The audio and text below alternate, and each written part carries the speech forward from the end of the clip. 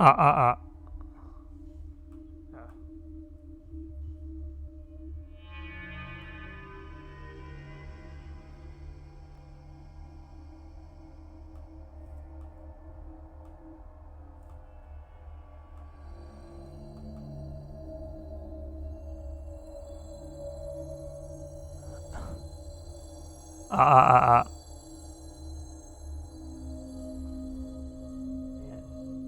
It's a little lag.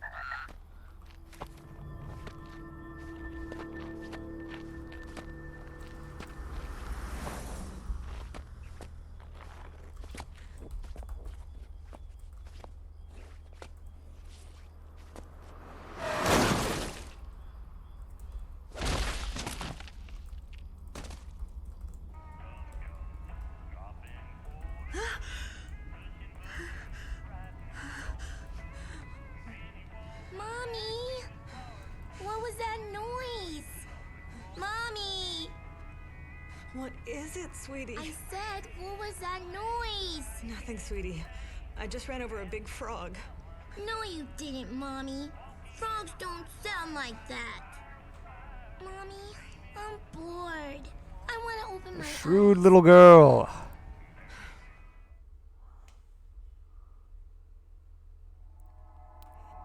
Can't pull a fast one on me, mommy.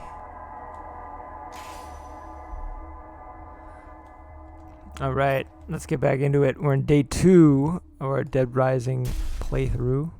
That's true both in the game and in real life. This is our second session. I've got a lot to say. I've been thinking about this.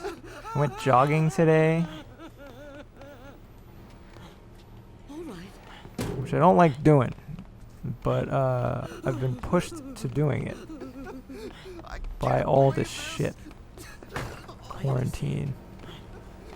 And, you know, you have jogger's thoughts when you go jogging. I was thinking about presence, about being present, being there, and how I feel like I need to amend things I said earlier on the last stream about how, you know, it's up, you know, you need to relax, and this game's not really about saving people. They're all dead, as good as dead anyway. It's not quite. Not quite. I mean, there's no reason not to relax, but there's also no reason to not save people. That's not what I'm getting at. Hey!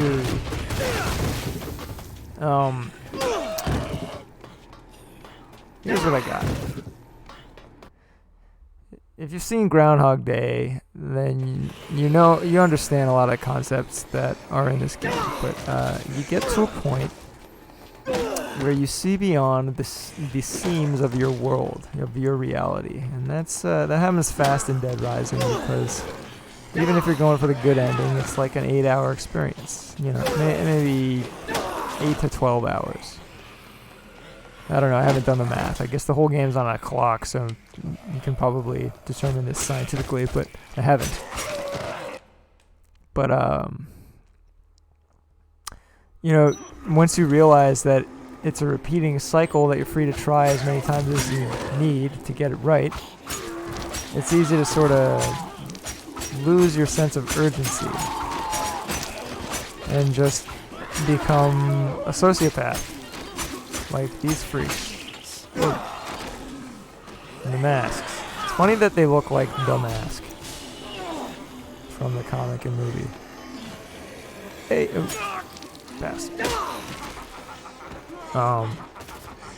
And that's no good either. You know, yeah, that's like that's like second act Groundhog Day, where you're just abusing the women you encounter, punching out the old high school friend who wants to reconnect, or maybe it was college, I don't remember.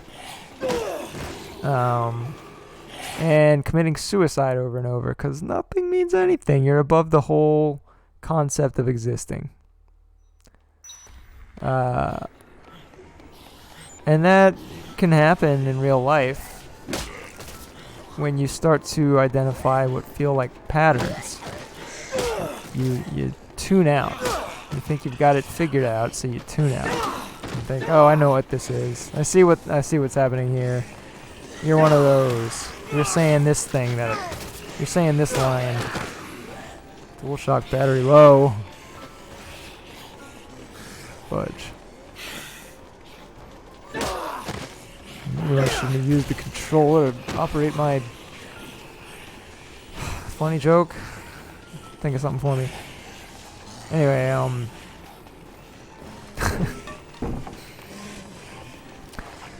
you can't zone out like that because you don't know as much as you think you do, no matter who you are.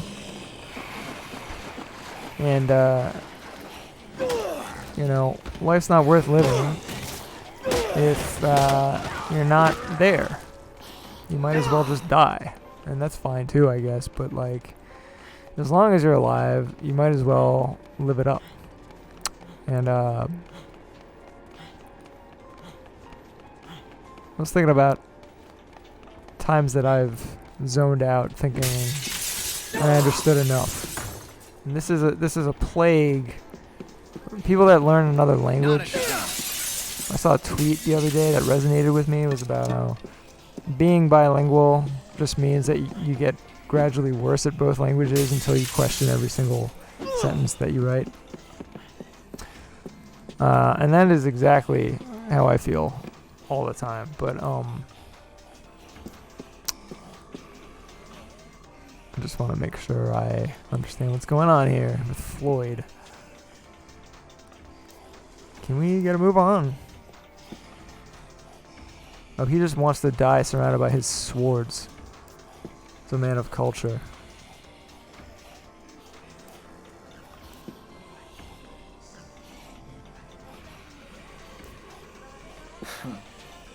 Can't guarantee anything. That's the real... That's what this is about. Floyd. I'm not having this conversation. I mean, Floyd is basically getting at what I'm talking about, though. I mean, maybe not today, but he's getting at what I was talking about last time, which is you can't tell someone like that the way they're living is wrong if they see the value in it. I'm sitting here, I'm streaming a video game, I'm spending my time. A lot of people would tell you that this is a waste of time. But I like doing it. I'm Floyd. We're all Floyd. Anyone who's here is Floyd. Turns out I have no viewers, but the point stands.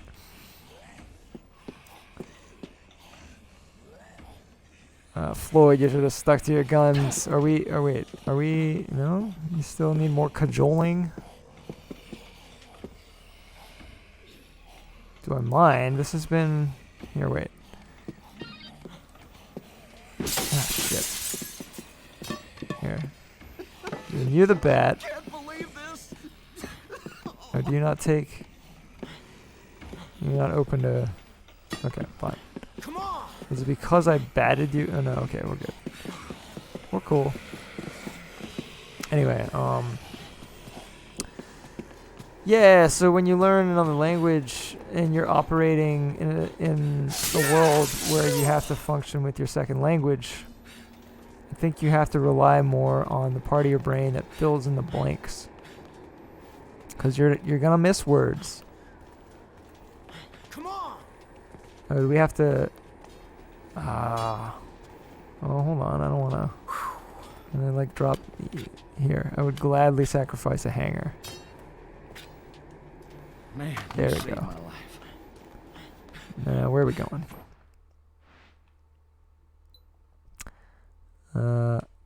Other way.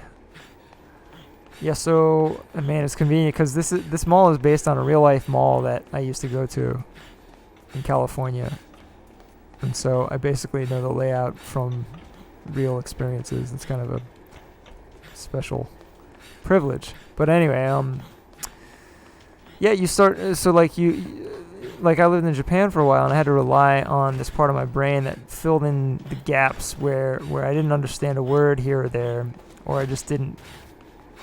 Like, you know, even if you know a word, sometimes your listening comprehension just isn't that great. And,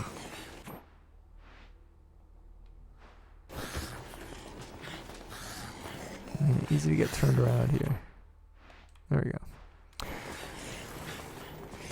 And that has sort of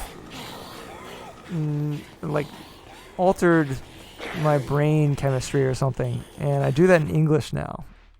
It's changed the way I listen. I used to be a great listener, and now I find myself not a very good listener.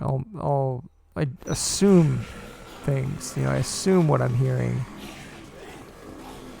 You know, think that I get the gist of what someone's saying based on whatever cues. And then sometimes discover that I've missed what they're actually saying, or I missed the point. This is a terrible trait for an interpreter to have, which is why I'm a terrible interpreter. You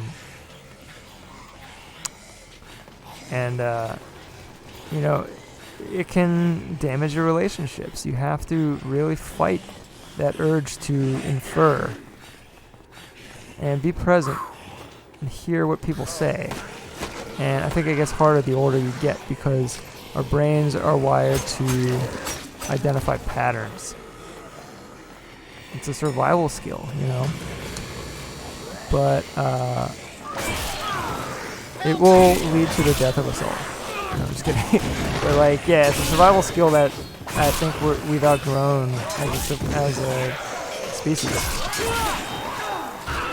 And it's no longer in our best nature. So, especially now where it takes the form of, you know, prejudice. And I mean, basically it is prejudice. And we've seen so clearly how that can backfire tremendously and cause people to be basically marginalized and invisible within our society. So we have to be mindful of that. But even without that layer, you know, of like having to deal with the I don't know, I hate the word political. I feel like that's another word that's basically becoming obsolete. But you know, how it affects people based on their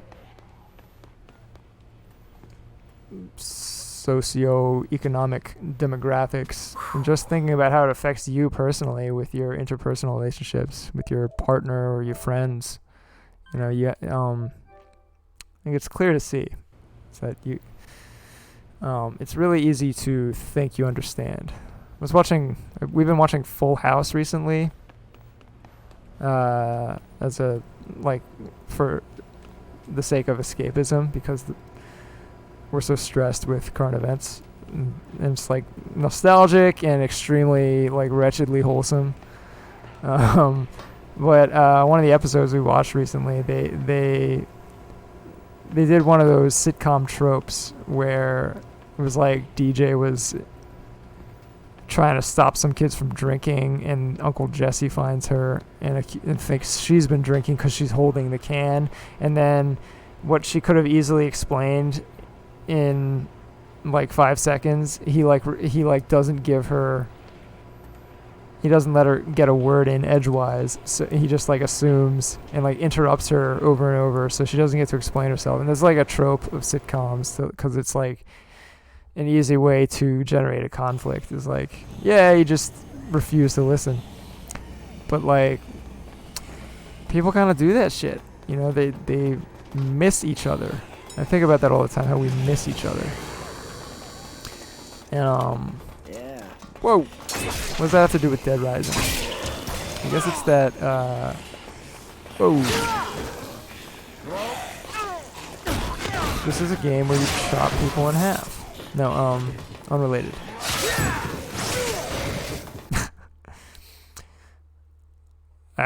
Where you're playing... I was thinking about how on my first stream, a few days ago, I screwed up a lot. I missed a bunch of survivors. I let the truth vanish. Meaning I did not see out the main storyline. Like, that's long gone. Right now, there's practically nothing to do. Look at my... Okay, here we go. We got a call. But, like, I'm basically just, like, cleaning up what scraps remain. But I don't know what happens at the end of 72 hours if you don't do the storyline. I assume I get nuked from space or something. And that's basically due to carelessness because I had this mentality of, like, it doesn't matter. But, I'm like, you know, I'm basically in, like, Act 2 of Groundhog Day. And if you've seen Groundhog Day, which is basically a Buddhist parable, you see that, like, it ends with him becoming mindfully invested in the hand he's been dealt, you know, after deciding that he was, like, above it all. But that didn't actually make him happier. You know? Whoa, God. That's it. I gotta get to the pie. Gotta get to the pie. That was a miracle. I was trying to jump on the heads. You know what? I also didn't save. So if I die, I lose that old man I saved. See, I've gotten careless. On my first playthrough, I never would have not saved after rescuing a survivor. But the first thing on my mind. Now I have no sense of consequence anymore.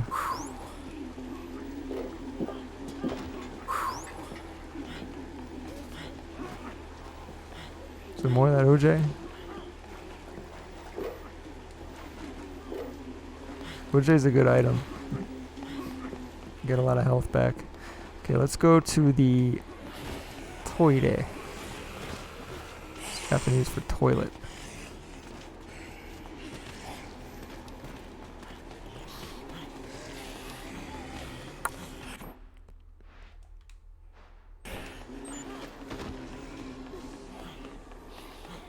Did I tweet this? I did.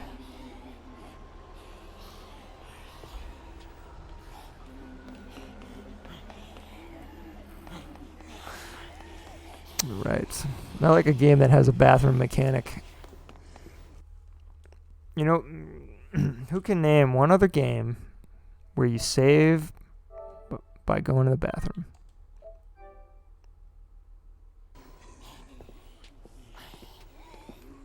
That's right, No More Heroes. I was thinking about that game.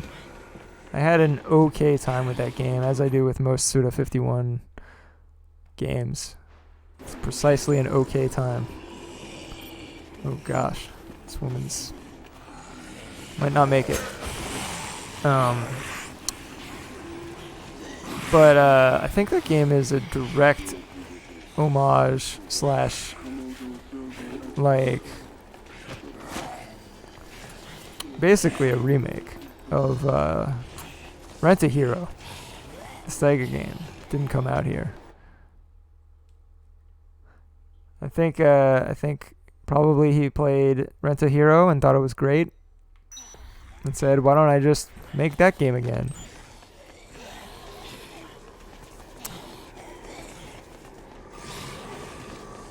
And I don't know. I also haven't played Rent a Hero. That's just my impression based on what I've heard about it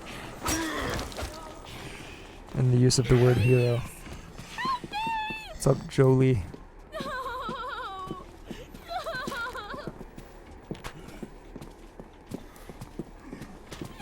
What?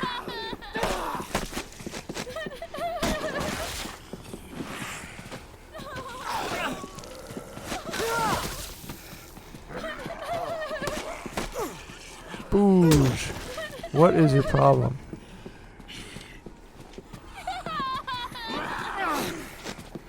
That's the weirdest lariat animation. Weird move.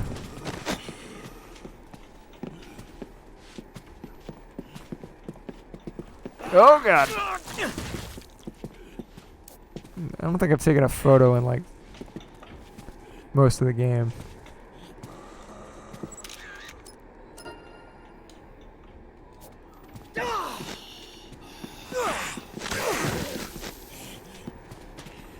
Alright. So like, I often... Shit. What's the deal with Jolie? I don't know how you get her to... This keeps happening where the survivors don't want to acknowledge me. Is it because... Oh wait, whoa. Here. There we go, I got the prompt. What happened to this Rachel girl? She got left behind on the second floor in ladies' space. Yeah, they probably did. Okay, so she's got like a buddy. I missed the first thing she said. Let's... What are you? Oh, she wants to go with me. Okay, yeah. Jolie. Friends to the end. Oh, god damn it. Did not mean to slash you with this hunting knife.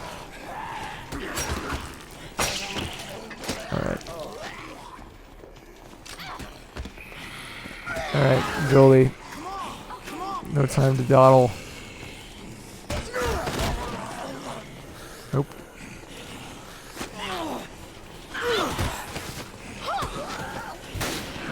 Oh god. I'm really not well armed for this. What's up, Ghost Ribbon? Thanks for showing up. Alright. We need some broomsticks or something. This is going poorly. Ooh, everyone, including you. Fall down. I don't know. Oh god. Right in the jugular. Ooh. Alright, we got the Jolie, quit dawdling.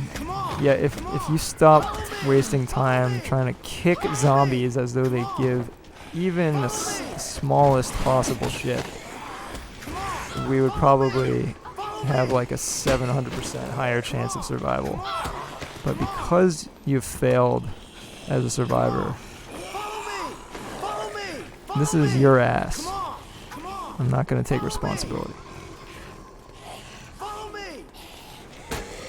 So slow. Where'd you learn to run like that? Remedial running? I got nothing. Alright, let's go to this ladies' wear store. No, stop trying to become a MMA fighter on the side. Alright. Whoa! A woman's life is on the line. See, you shouldn't understand that right now, she and I are the same. We're both trying to save another person.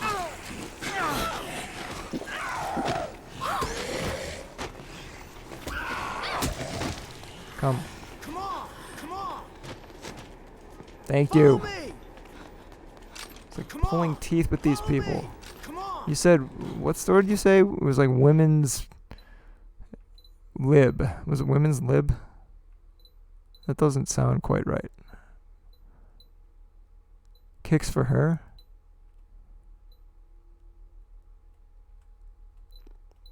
I have the memory of it. Oh, ladies' space. It was ladies' space. Yeah, I've got the memory of a goldfish all of a sudden. We wanna... Follow me! Come on! Follow me! How many games is Dolly Parton in? Follow me! It's gotta be more than 0. Follow me! But I can't think Follow of a me! single one. Follow me! Follow me! Yeah, it's weird. I also thought of the name Jolene. me! This is not, like, I've never heard the name Jolie. Follow me! Jolie. I'm not convinced it's a name. Follow me! I think your friend might be dead. Oh shoot, now I've done it. We came here for this, right? Perfect. And now to hold hands. I wish this game had the selfie mechanic that Off the Record has.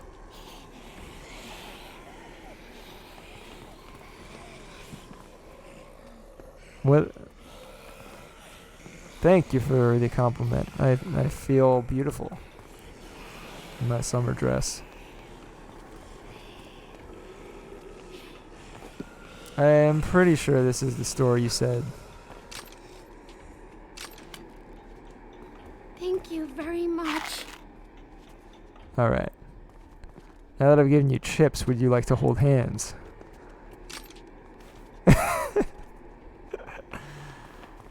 Ah. Yes. Just the two of us. So wait, is your... I missed what she said at the start of the thing, but I thought she said to come to ladies' space, and now I find it empty. Devoid of ladies. Let me just do a thorough search. Deep clean. Okay, changed in here. Turn. Oh no, there. This is the longest animation of all time. Perfect. Well, that's not so helpful. Ooh. Is there...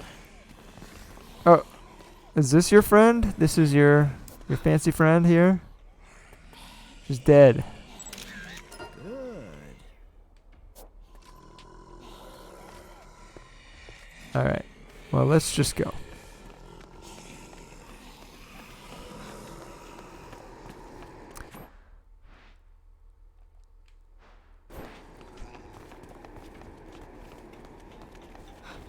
Hold my Cheeto hands if you want to live.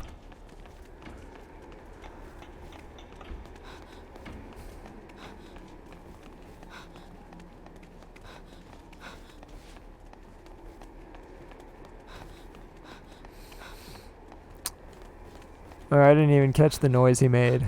Yeah, Frank's got some character though. I think that he was a good character to kick off a new IP. And then Chuck and DR2, not as good. It's like they both kind of hit the everyman thing. Like they both have that same everyman quality. But Frank does it in like a charming way. You know, like an Owen Wilson kind of a character. It's like he's everyman. He's like everyman if everyman was charming. And Chuck is like the reality. Like, yeah, every bland, just like plain man. This is like a plain avatar. And then Nick I kind of liked. He's like a sweet boy, like a dopey, like I'm in over my head, but I'll make do.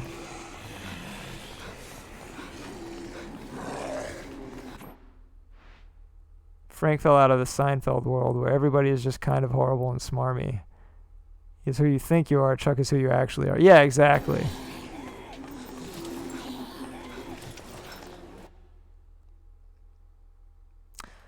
And then I don't really know enough about DR4 to make a judgment, but it does seem like they changed just about everything about Frank. It's like they brought him back just to change him in every way.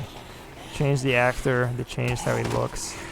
I feel like, you know, even though these graphics have sort of aged, Frank has a very distinct face. And they gave him a much less distinct face in DR4. It's got sort of a Pixar, like, bright-eyed quality that didn't feel right. He doesn't look hungover at all. Frank is like a hungover. He's like a hangover embodied. That's what he is. Whoa! I didn't know you could spit. I don't think I ever knew that, and whoa. I first played this game in like 2005. Never knew you could spit. It's brilliant.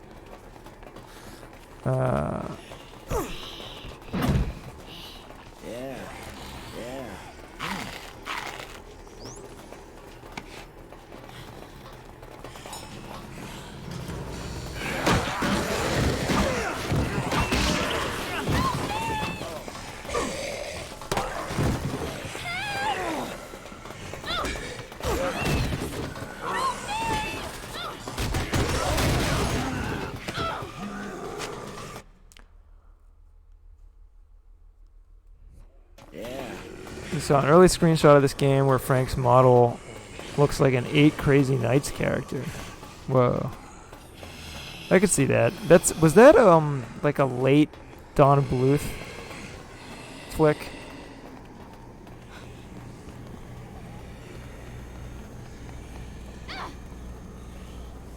Saw an early oh wait, you said that. His nose is like pointer. He's just pointer in general. Pointier. Sorry. I read good. I mean, he's got a very distinct nose. This is not a... When you're trying to design a handsome man, this is not the nose you would land on by default. This is someone deliberately trying to make a nose that says something about the character. Especially if you look at Japanese games, including Capcom games, they almost always star beautiful people. Look at the Resident Evil games. It's like every character in Resident Evil looks like they fell out of the cast of 90210. Perfect hair, beautiful sheen, pro vitamins. Frank is the antithesis to that. Actually, you know, it's a funny thing. So this game, I think it was built either in the earliest days of MT Framework or in some sort of like halfway thing that would eventually become the MT Framework, which was a proprietary engine that Capcom Japan built all the games of that generation in. And the framework for this game came from Shadow of Rome, the PS2 game where you're like a Roman gladiator. And I swear, if you look at that game, the protagonist, the gladiator guy in that game, Octavianus, he looks and moves just like Frank West. It makes me think that they actually recycled his model or his animations or something. He has the same sort of hunched run. See that? His back is a little high and his head is a little low. Same thing. Frank is secretly I appreciate that. meant for the gladiator's ring. He's born in the wrong time, and that's why he gets a battle axe. Wait, I should probably save.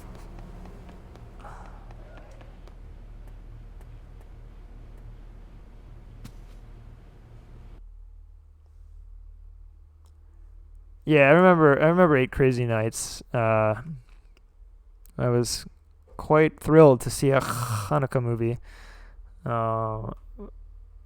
But it looks like some of the later Don Bluth. I think Don Bluth, didn't he do Iron Giant? It looks kind of like Iron Giant, is what I'm getting at.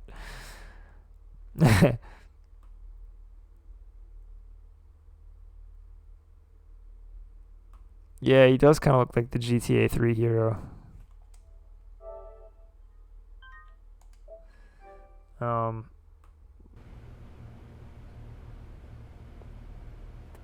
Yeah, all the Resident Evil characters are color coded. Like, it's funny, even as they've gotten more, as they've veered more toward photorealism, they've sort of maintained this idea that characters need to have a strong color palette, like a strong color coding, basically. And I still think it works. Yeah, I've covered Roman wars, you know. Shadow of Rome is good. That's a good game. I never got all the way through it, but was very impressed with what I played. So I currently have nothing to do.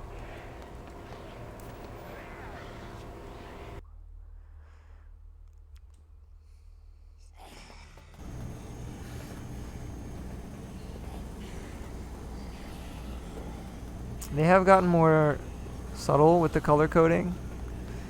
It's still there. I don't know. I'm a little ambivalent about the remakes. I think I might have talked about this a little on the last stream, but I think RE2 remake did a lot of things really, really well. But other things I thought were a step back from the original, like the intro sequences. I thought in the original did a much better job of creating tension and were more visually striking. Hey, look at that. The soccer ball cleans up those spaces. Wow. I got 20,000 PP out of that. I think the level cap's at 50. Let's see what I got. Oh, somersault kick. Is that like a flash? That's the flash kick, isn't it?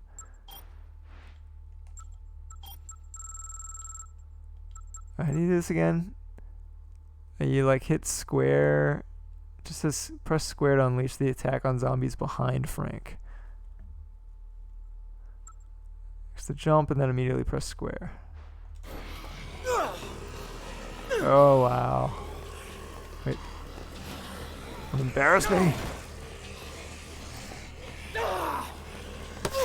Oh man, his head is off. I didn't even need to eat that.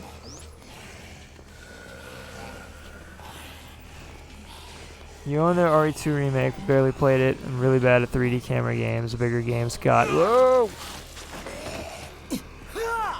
And the more advanced the camera's environments got, the harder it is for me to play. I was playing State of Decay 2 a while back, and I went to kill a zombie and missed it by like 6 feet. My depth perception is off.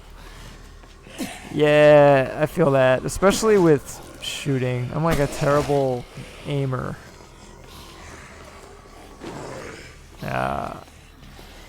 I guess we're of a bygone time. But yeah, RE2, well I don't want to spoil it. But I will say that I don't love how they handled the A-B campaign thing.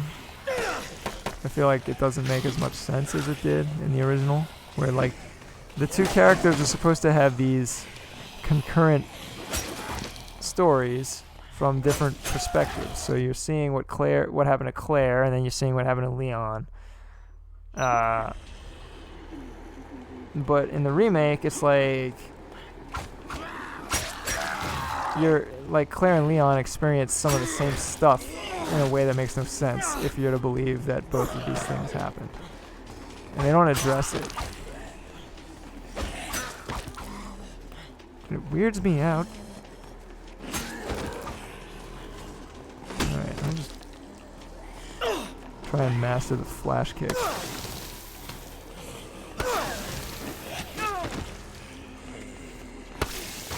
Man, I hope that I get a sonic boom.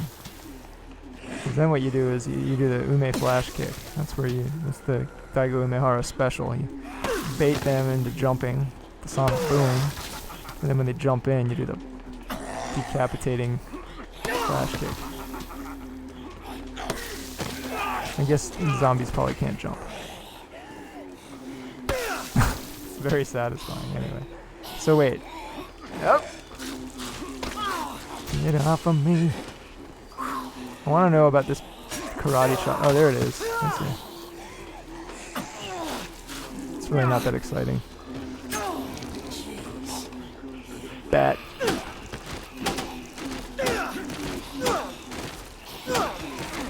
I'm a Batman. Okay.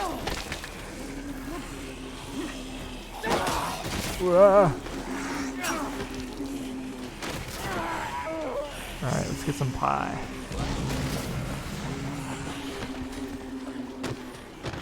You'd have to invert your controls. Yeah. I got that out of my system early on because they never made much sense to me outside the context of flight that you would press down to go up. It's not like I do that with my head when I look up.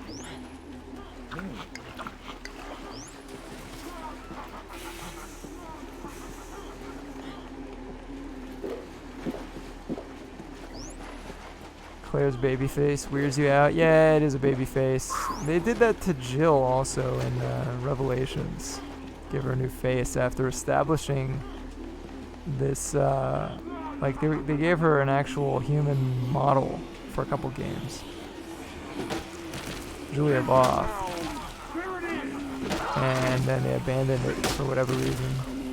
Probably some boring reason relating to not wanting to use union actors. Boring slash disappointing reason, but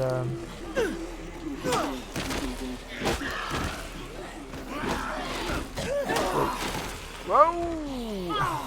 I like that all these guys count as psychopaths, so you get a lot of PP for them.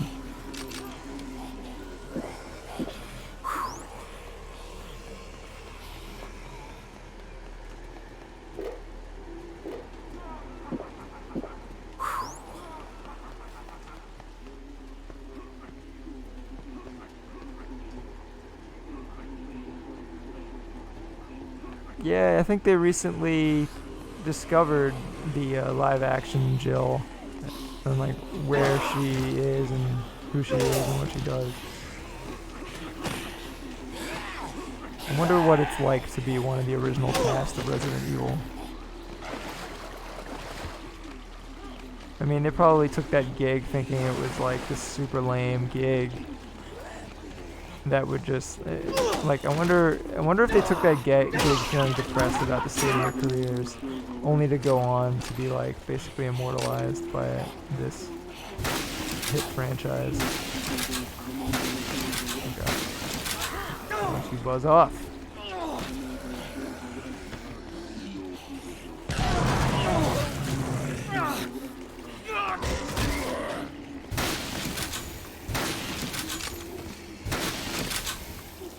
Starting to feel more and more like Lost Planet all the time.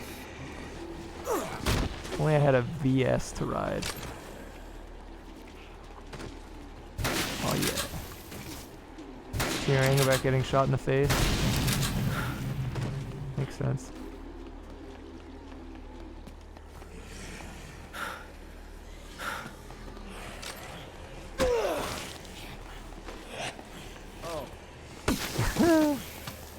I love it.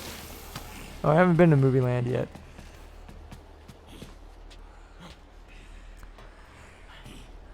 Do I know Symphony of the Night? You kidding? More like this. You can't see it, but I'm crossing my fingers to indicate intimacy.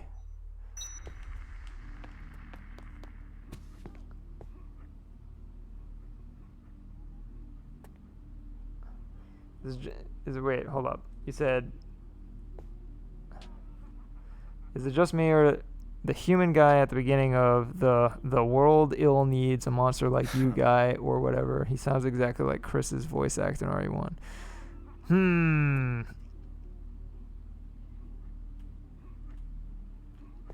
I would have to. I think I see what you're saying. You're saying is RE1 Chris the same actor as the world, as the Alucard in Symphony? Is that what you're saying? Or are you saying they just sound similar? Either way, I'm very familiar with Symphony. I'm a little less familiar with the RE1 intro. I feel like, well, specifically, I feel like Chris lacks any like famous lines in RE. Oh God, this old chestnut. Is this the main showdown with the actual cult leader? Whoa.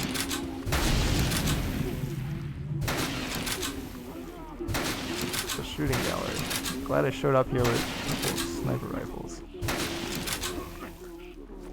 If anyone gets too close, I'm gonna flash kick their head off.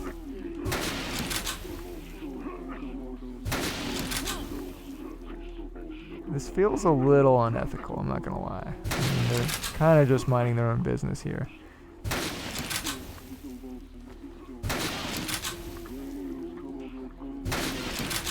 Not even defending themselves.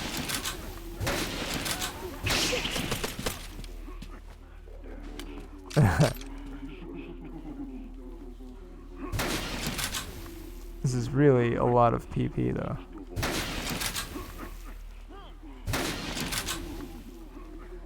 You're saying, okay, not Alucard, Richter. Yeah. Sorry, that was my mistake. Ishta.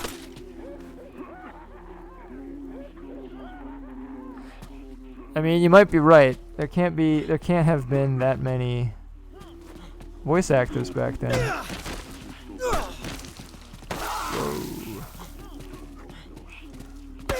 That move is the best. And I love it. Was that it though? And where's the cult leader?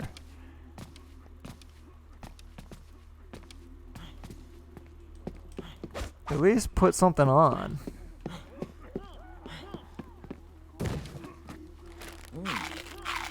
Snow White and the Seven Dwarves or something? Oh, the credits don't match up. RE1, Chris's voice actor, I don't think was credited. Yeah, that's bogus. Yeah, I mean, that would explain why everyone was so excited to find what happened to the Jill actor, is that, maybe they weren't credited.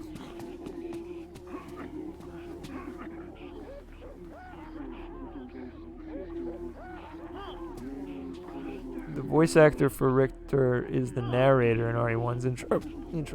Excuse me. Ward Sexton. It's a good name. Oh, more of you. Well, a lot of armor-piercing rounds. Oh, God. I know that there's probably a story sequence to go along with this, but the story is long over.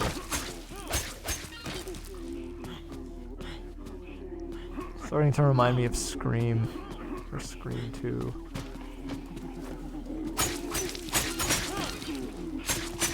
Oh, that's cool. Oh shit, but it throws your weapon. The lariat, I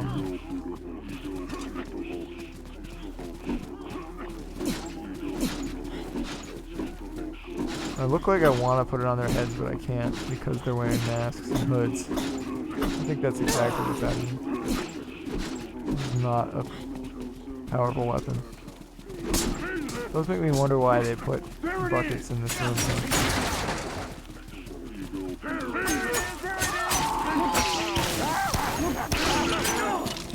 Ah. Freaky. Alright, flash kick seems like my Huckleberry. It's very good. Oh. Look at that. Cleaning up. Oh.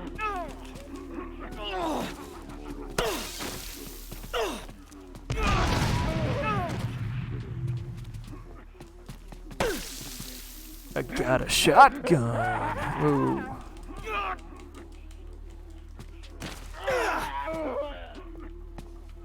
Good lord. Yeah, they got some solid names. Those are some studious American people names.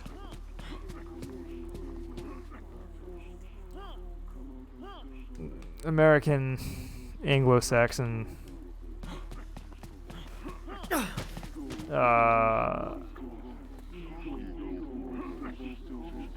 Leon S. Kennedy.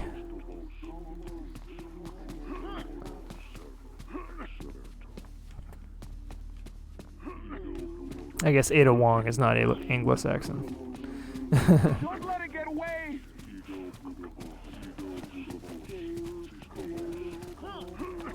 See, there it is! Ow. You have the same last name as Chris? That's pretty rare, actually. I don't think I've ever met a Redfield.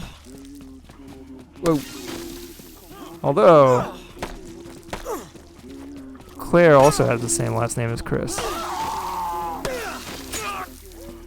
So I guess it's not that rare.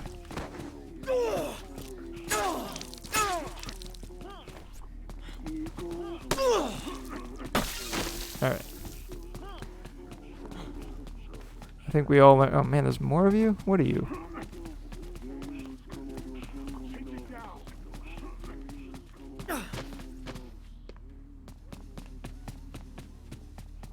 Wow, look at that. It's a crisp in HD. Look at that crisp standee.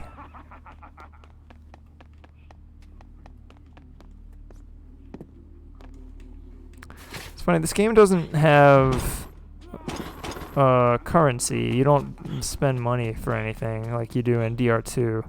So the cash registers are it's just another thing you can throw.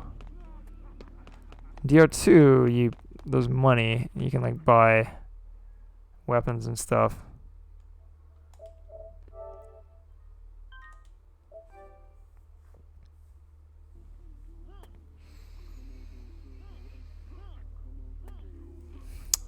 Yeah. Oh, yeah. Tell me about it. Jewish surnames. A little bit of... Like so many other cultures, like when they came to the States, they sort of tried to assimilate. My wife has a fake surname that they gave her ancestor, like, when he got off the boat. Like, it's complicated. Too many syllables. We'll just call you Johnson or something. Yeah, I've got half my family's Jewish too, and they didn't change their name exactly, but they amended the spelling a little bit.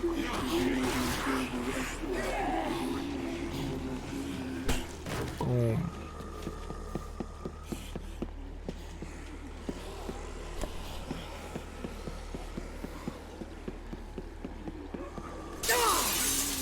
I mean, I guess that is changing it.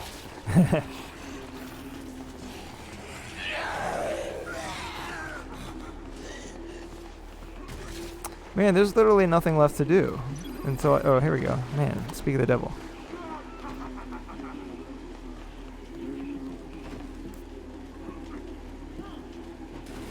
So Rothfield means Redfield, which doesn't refer to anything. We'd love to name fresh Americans. Like, yeah, I guess that's like it's weird to think that like some random person's like flip decision to be like, yeah, nah, you look like let's say Jones. You know? Like that one decision has like trickled down for generations. I don't know if that's good or the worst thing ever. I feel like it's neutral. None of this matters. We're all space dust. We're all just dead rising.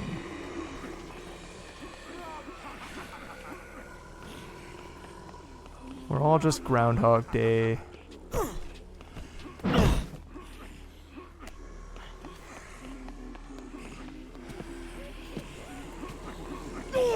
Oh, getting a little frisky. Boosh. Oops. There's this movie called Biozombie. It's a Hong Kong movie about zombies in a mall, and it is really, really lovely. I don't know the Chinese name. We'll look for Biozombie. It's got Jordan Chan and another guy. And the other guy was in a Cantonese rap band called, what are they called? I used to know.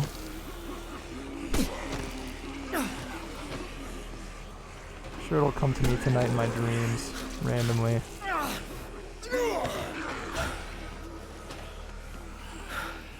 Oh, you love Biozombie. Man, I have found the exact right audience for me, and it's one person. I appreciate you being here. Crazy Bee and Woody Impossible. Yeah, the Game Boy camera features prominently in that movie. Jelly and rolls. Yeah, man, they were all right by me.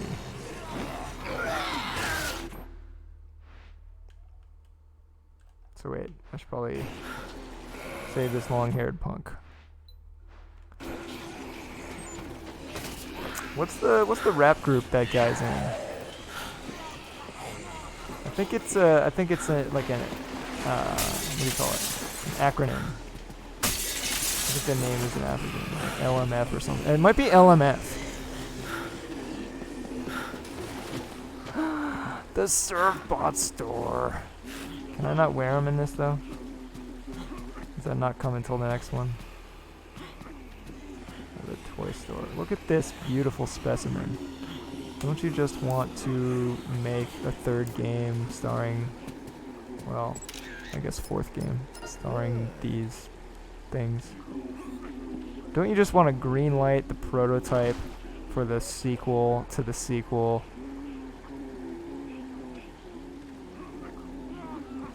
To the game that they debuted in on the 3DS.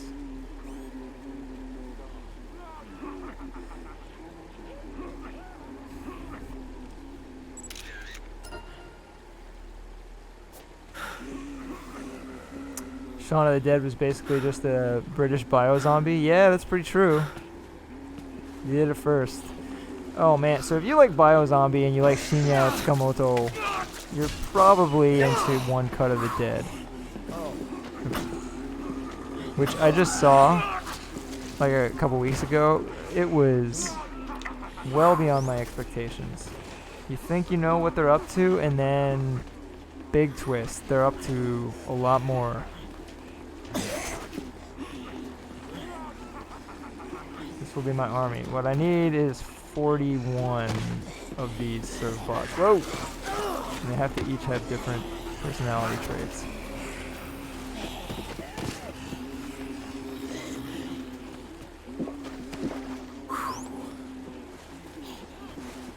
Yeah, there's like an actual serious moment or two.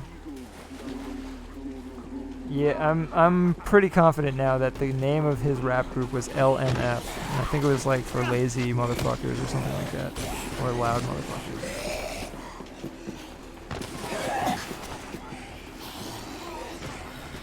Whoa, they were shrieking downstairs. It's World War III.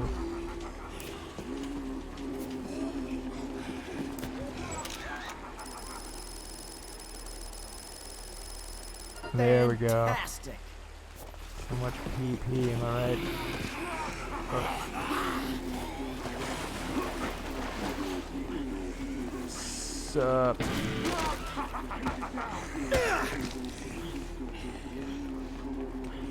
Ah.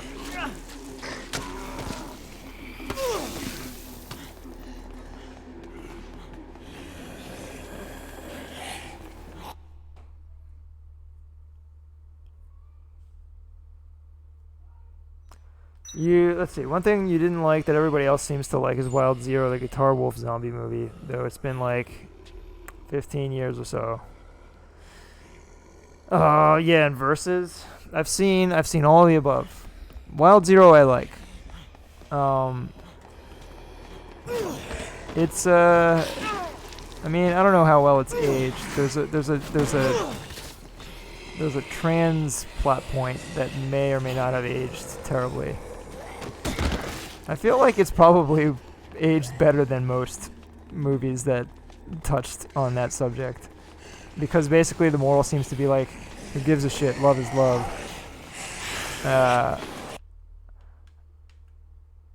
But yeah, I don't know. Like I think that movie holds up. It's got some great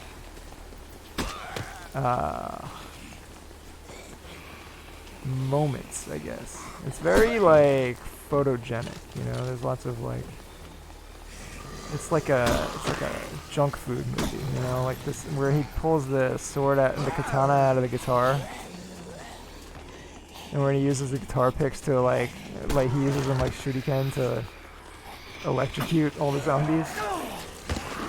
And I like that it's like basically more a movie about punk rock than it is about zombies, and zombies are just kind of there. What's up, Janauba? Well, this is the costume. I accidentally put it on, but who am I to... Well, I just figured I'd go with it for a while. Change of pace. Called this Kibun Tenkang in Japanese. Oh my god. Shift in... it's like a mood shifter.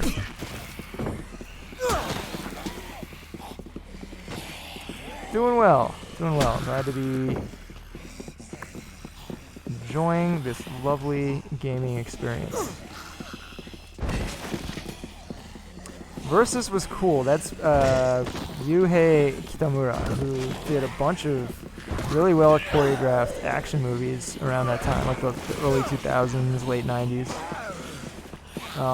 He directed the action scenes in Metal Gear Solid Twin Snakes, which was the GameCube remake, where they made the action scenes a lot fancier. Oh shoot. Let me connect another controller real quick. BRB.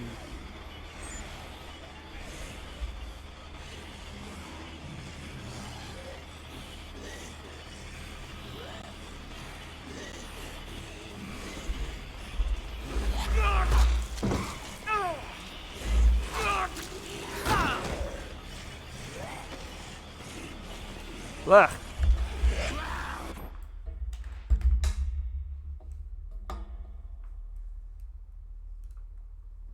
Where is the godforsaken...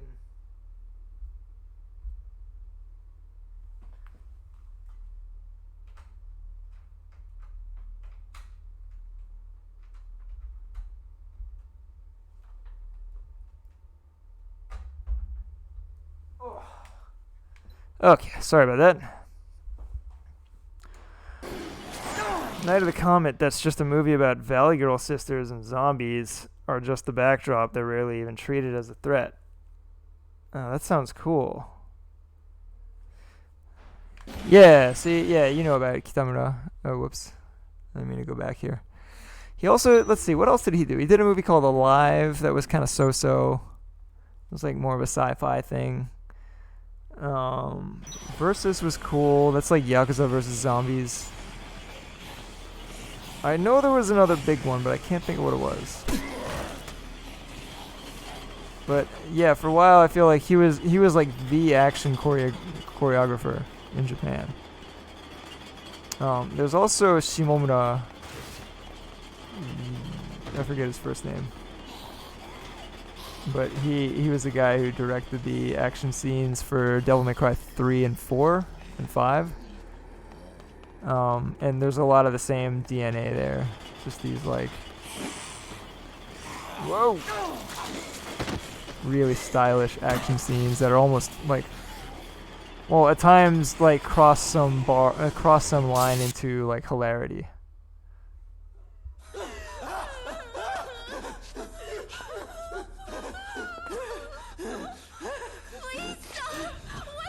I love that that Versus implies that the whole main guy versus bad guy thing is cyclical and that they reincarnate when they die, and sometimes the good guy is the bad guy, sometimes the bad guy is the good guy. Yeah, it's man, I haven't seen that since college. I should give it another look. This place up. I suppose you came here to laugh at me too. At the time, I wasn't much of a subtext analyst at the time, so I missed stuff like that. Here's I a remembered present it for being, you. whoa, I don't know why I see that coming. I didn't see it as a particularly deep movie at the time, but I'm sure I missed everything. Seems like a good idea. Oh great, this psychopath is a nerd.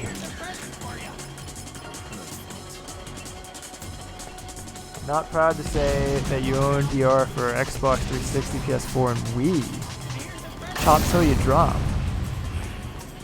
I mean, why not be proud? It's a grand game. It does something very special.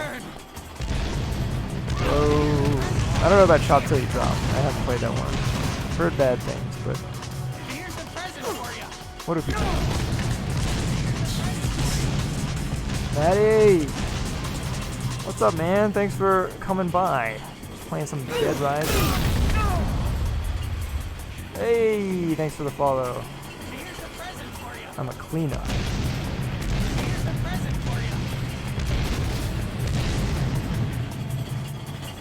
You're hosting? Man, I need to get a, what do you call it, those alert boxes? An alert box set up for that. I wish I had known. Thank you so much.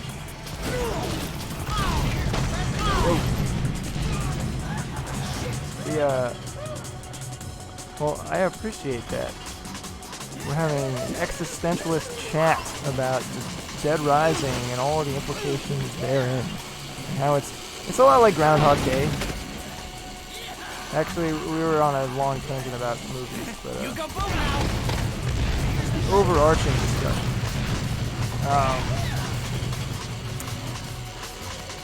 Whoa! Here we go. Serve box top. I want to. Oh man, you can only cram one thing on their face. Either severed arm or serve box helmet. You can't give them both. Right? How about like a? You're like a suburban mom character. Whoa! Easy now, Varsity Shop. Whoa. I think it's time. I don't even know what happened to the Psychopath, but I feel I've met my match.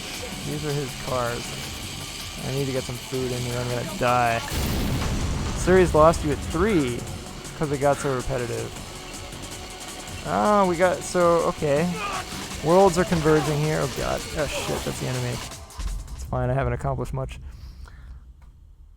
Chop Till You Drop is not bad at all. I would love to hear someone defend Chop Till You Drop, because I don't know anything about it, but for years it was like a punchline in The Office. So I really don't know. And then I think there was also a phone version with the same name. But that's cool. Ghost Ribbon, VG Apocalypse. A fine podcast. Fine meaning great. And whoa.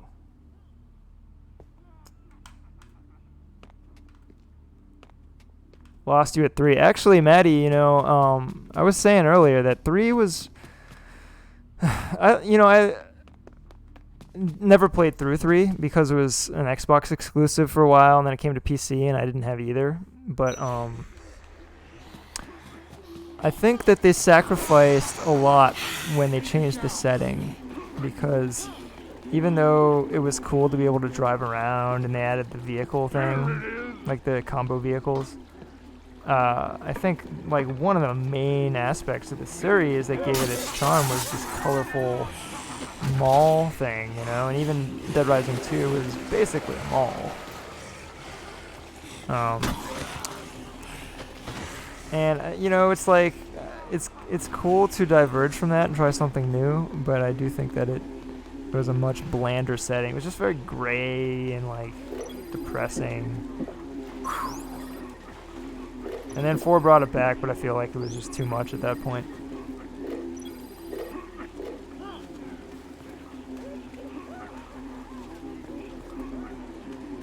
It also harkens back to Romero's movies and commentary on consumerism. Totally. I was talking about this last time, but apparently one of the original inspirations for this game was that some of the Capcom Japan guys were in the States on a business trip, and their American colleague was having lunch with them, and he grabbed like a giant wad of napkins, and he ended up throwing away most of them, like people do, and they were like kind of aghast, they're like, what the hell are you doing? You're just gonna toss all that paper? And he was like, listen, you're in America now, this is what we do here, and I think you could totally dispute that point and be like, well, that's not a great thing to tell people represents America, but I think that was sort of a launch pad where they're like, what if we made a game about like that sort of like wasteful like disposability? And the cool thing is that even though it feels at face value very much like a riff on Dawn of the Dead, this game does a lot of things that only a video game could do. And so like it's not just a redundant Dawn of the Dead. You know, it's like it's taking the premise of Dawn of the Dead and doing something that Dawn of the Dead could not do. And that's pretty cool.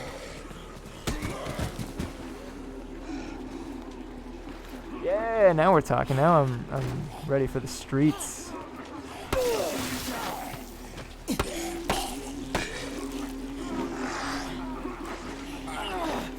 Hey.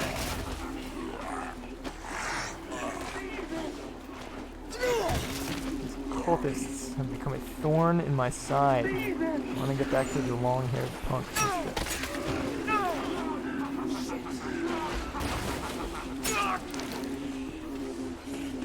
Oops. That's embarrassing. It's a good thing they're deep in prayer.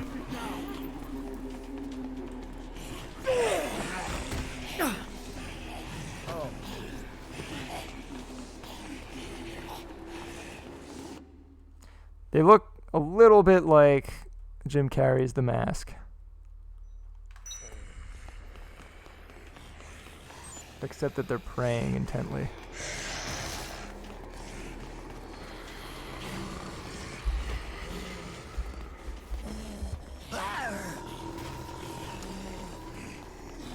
Ooh.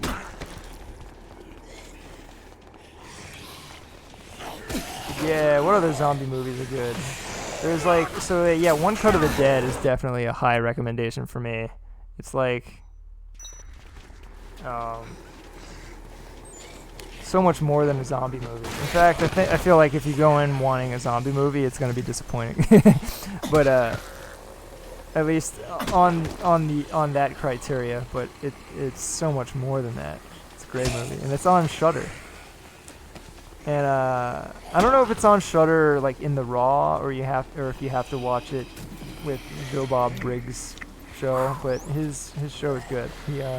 It's The Last Drive-In, and he you know, it's cool. He just gives a lot of insight on the production. Like the movie, the shtick of the movie is that it's all one shot. It's all one continuous cut. And he says that they had to do the whole thing 6 times before they finally got it. Can you imagine? It's a lot of work and a lot of pressure. Imagine being the one who screws it up and how terrible you feel. You know, especially if it was late in the movie. You know, you're doing one continuous take for like an hour. And then it's like, oh, I forgot my line. Let's do the whole thing again.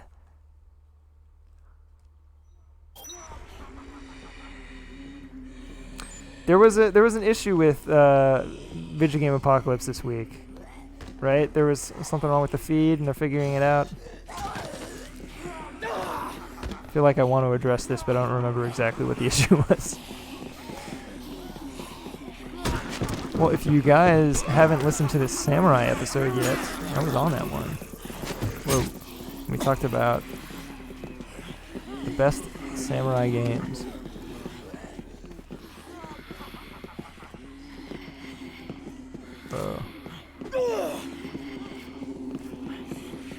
See what happens when I throw these baking ingredients. Yes, that's what I wanted to happen. Powder explosion. Let's try the oil. Eventually I'm going to have a pretty good fried chicken recipe here.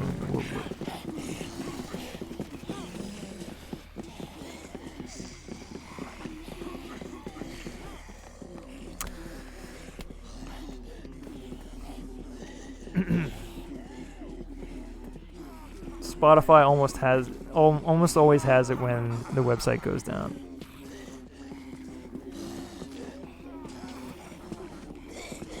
Good to know. I use Stitcher. That's how I get all my podcasts. The only downside of that is that when you're a Patreon subscriber, it doesn't like get you around the ads and stuff. You got to use the Patreon app, I think. But who can be forked?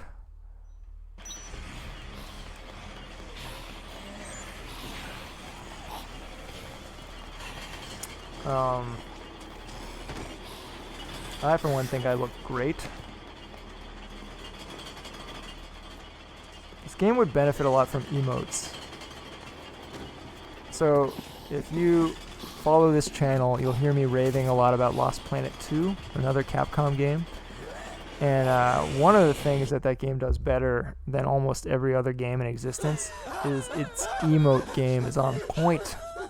So many emotes. You'll unlock them gradually, but there's a ton, and they're really good. There are even some like collaborative ones, and they were like meant to be done in tandem with other players. And the controls for doing them are really, it's like they all have hotkeys. I feel like I haven't seen a game do emotes better than Lost Planet 2, a 10-year-old game. Wow. Oh, what? No, I see. Treating it trail. This guy is very dangerous.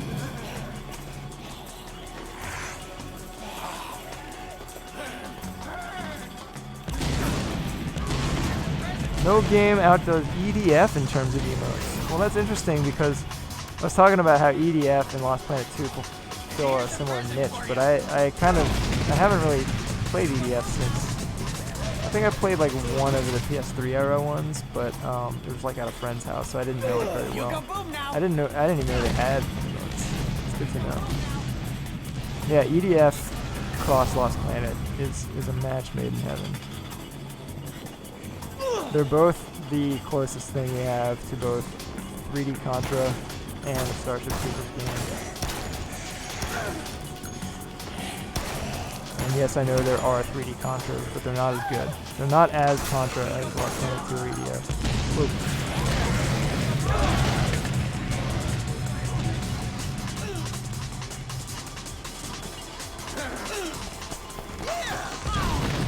I'm trying to read the chat.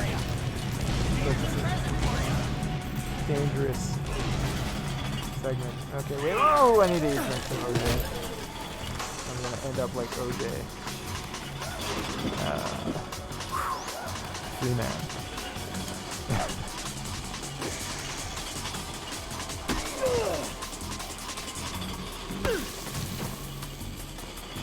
So this is a new game plus type scenario. They don't call it that. You just get to play the game over and over. Because that's the idea, is that it's Groundhog Day. There's no end. But the cool thing about this is I'm very strong. Like my punches are weak as fuck, but swear so much, but some of the like special melee moves, like you can do this wall kick. Let's see if I can nail one of those. This guy is really wily. He's like Dr. Wily. Woof. Somehow I got him down to half health. I don't know. You go boom now. Whoa. Here's a present for you.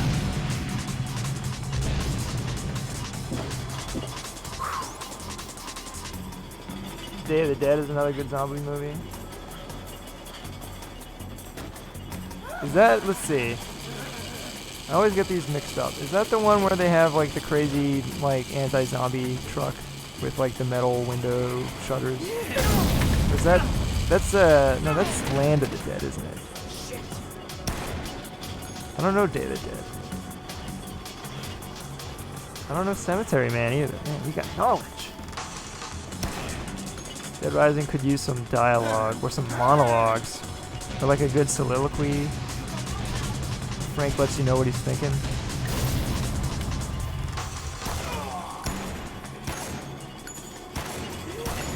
I'd be totally down for a Frank soliloquy. Because the thing is, I think there's a lonely quality to this game in the same way that there's a lonely quality to Groundhog Day. You're taking photos that you can't share with anyone. This game predates those social functions on video games, but also like within the game. Whoa. You never really see Like, you get rewarded for taking the photos without actually doing anything with them. It makes me feel like it's really just for Frank's personal enjoyment. Oh! You go boom now.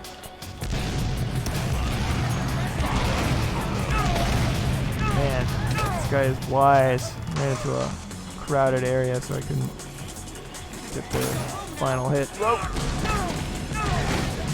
Oh, gosh. Cemetery Man.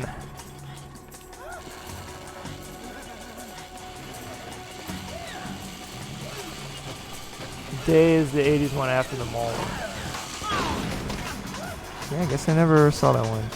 I'm not sure I even saw the original Dawn of the Dead. I think I saw the opening and remember a zombie biting through someone's arm like it was made out of cheese. It was just like really easy to bite through. I thought, man, like, does zombification give you like super teeth? Seems like it would have the opposite effect, like they'd fall out of your gums.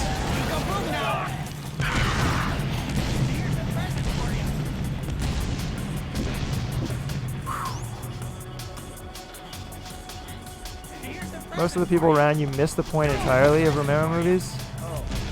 It's frustrating. It's frustrating when you want to have, like,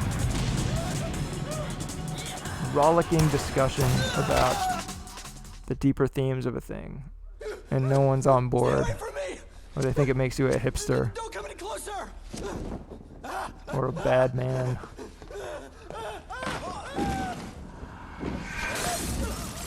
Speaking of bad men, I do not feel remorse. Fantastic. Fantastic. Perfect. The Cemetery Man is based on some Italian graphic novel, and it's about this guy caretakes a cemetery where the dead rise from the grave, and it gets really surreal. Also called Della Morte dell'Amore. That sounds pretty cool. Is that on Shudder? Yeah, you do start to wonder if Frank's just got a personal fetish. Well, they try to establish early on. Oh man, I'm back here. Who died? I was supposed to be saving someone? Perfect. Oh well. This Mega Man watch, like, it's such a, like, they just wrote Mega Man on the watch. That's such a, like, lame reference. It's not a play on words. There's no, like, thematic tie-in, like, oh yeah, Mega Man because he's a watch character, you know, like, that has nothing to do with anything. It's not apropos.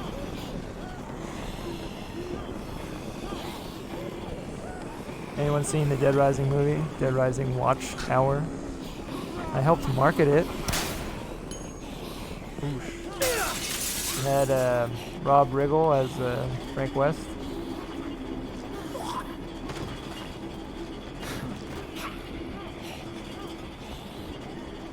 Yeah, it's like really not a good Easter egg.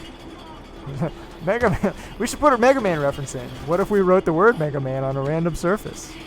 I love it. Yeah. Not so good. The serve bots in the toy store, that's a good one. Or like this thing that looks like a serve bot. Is that what's going on here? Or is it just that the serve bot is not that clever a design? So you see it everywhere. Bees.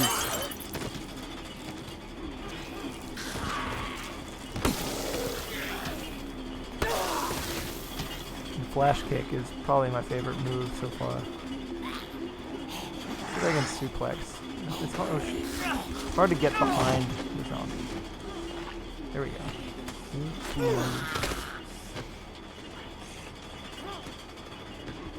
Alright, I guess maybe I'll find a save point. Try and... had trouble learning that lesson, even though I've played through this whole game before. Yeah, there's a Mega Man movie poster. That's a better reference. Yeah, they're just like, oh, watch, that's basically a robot. It's basically a super fighting robot, isn't it?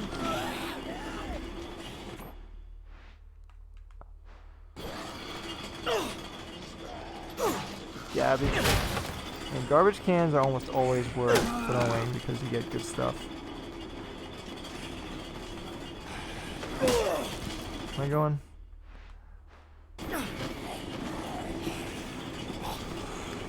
So, in case you missed it earlier, I was saying that I've long since abandoned the story. They tell you the truth has vanished from your fingertips or something like that. When you miss your cue, when you're not at a place that you need to be at by a certain time, the truth vanishes. What that means is you miss out on the main storyline. But I've already beaten this game and gotten the best ending. And let me tell you something. It's not that much of a thrill because the zombie apocalypse goes on all the way through Dead Rising 4. It takes place decades later. You're not going to save the world. It's not going to happen. This is the new normal. All these cultists and Walking Dead, this is life now. So, the true truth is that you got to figure out what you're doing here for yourself. You can still save survivors without seeing the story through. But you also don't have to. You can just walk around the mall trying on dresses for 72 hours. And practicing your swing on these cultists. I do wish there were emotes though. Oh! Smoking!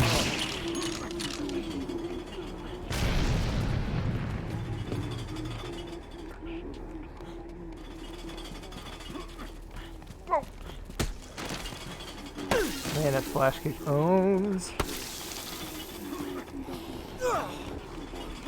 That mask is the only thing keeping their heads on their necks. Not sure how it works. The worst is when the soldiers show up. Yeah, it does get pretty frustrating there because they all have automatic rifles. Not like the popo here. Whoa!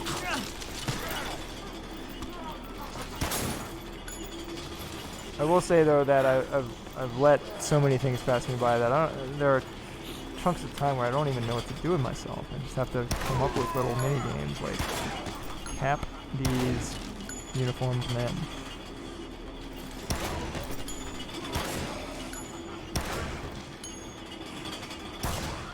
Oh.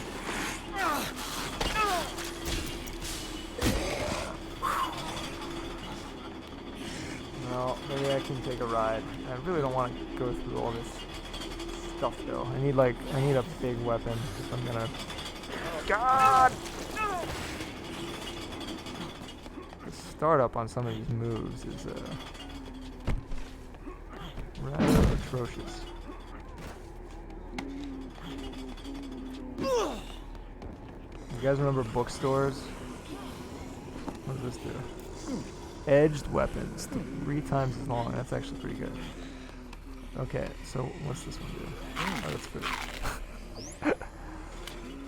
Was this book? Yeah, okay, wait. Toys, 3 times as long. I've had this the whole game for no reason. You ever just realize you've been holding on to junk for no reason for like your whole life? That's why I'm in therapy. You cannot put the Servbot helmets on the cultists. It won't let you, I think, because they've already got stuff on their heads. You can't, like, double mask them.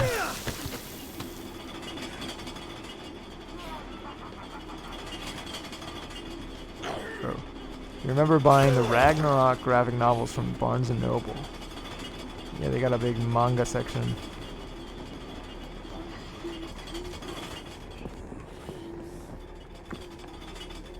And then let's see. I never pulled the George from Seinfeld moment, but I swear I had a psychological thing where they always made me want to go number 2. Are we talking about, bookstores? Like you never brought a book in, but you always wanted to go number 2 when you're at the bookstore? I could see that. you see all these books, you start thinking about your little sanctuary. Not so much libraries, just maybe it has something to do with ownership, or the books just feeling untouched.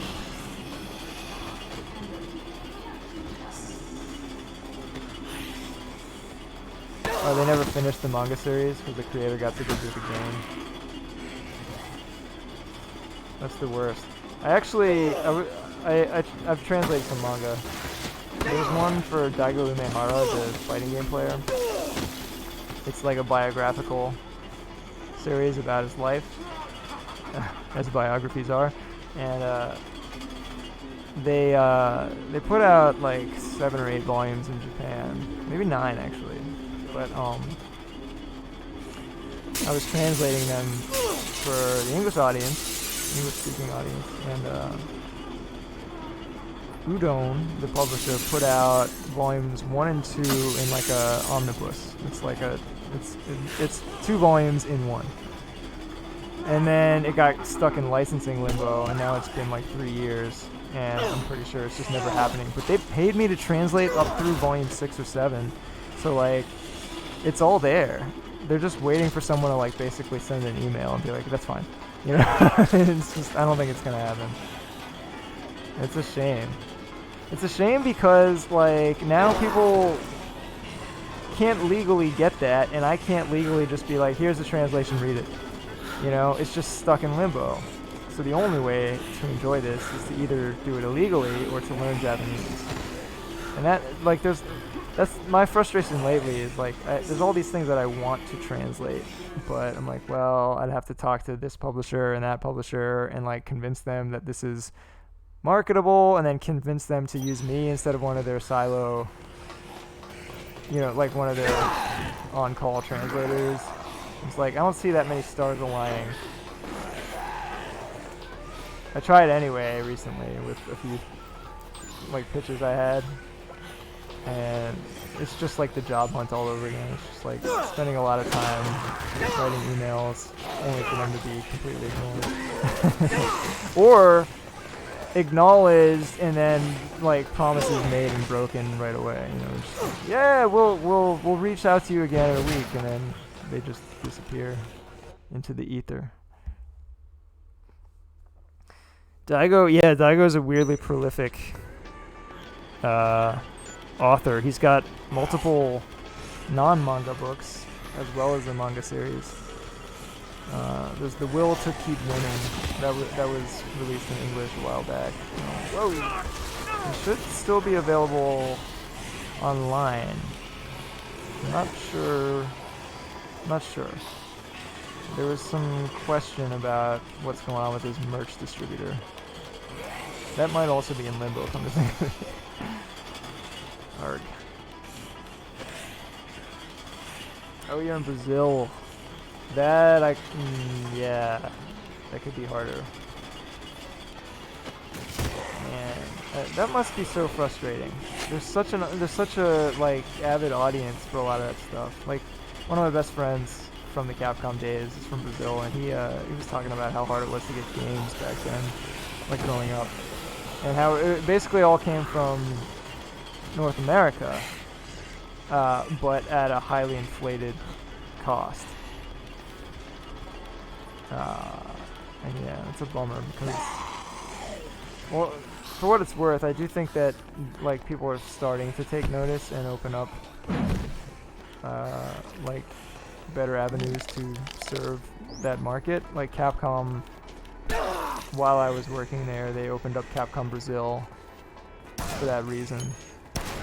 Oh shit, this guy's my friend. What am I doing?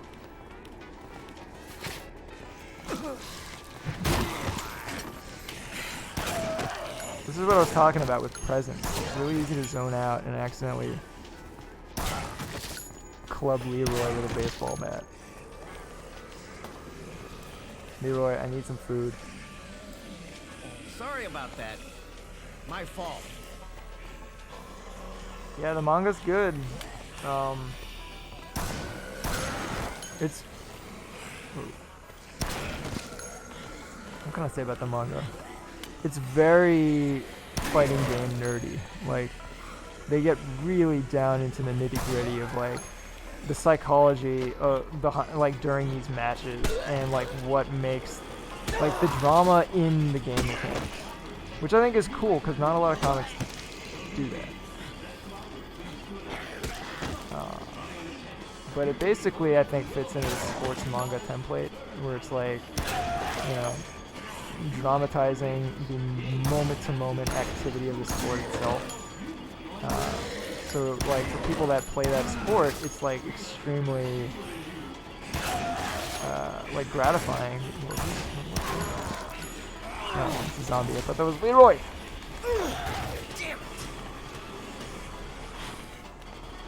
All right, I got some food. How do I... Where even am I? There's a question mark here. Oh, psychopath, maybe? Oh, there's a food court right ahead. Do I have... Oh, yes. Okay, good.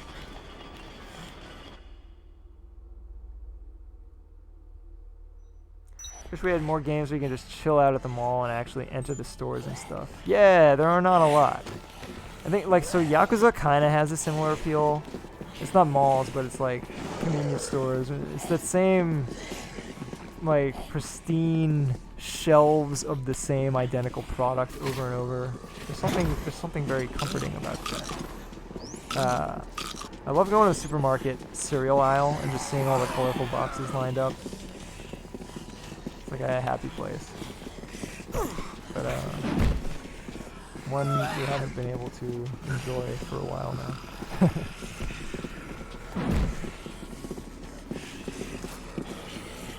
Blenders. Oh man, learning about juice for the first time.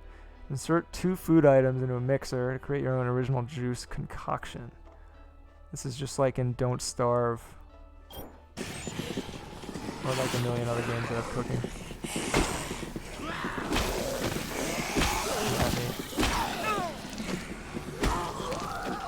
This is how people need to be when people come in trying to get served without a mask. Bowling balls.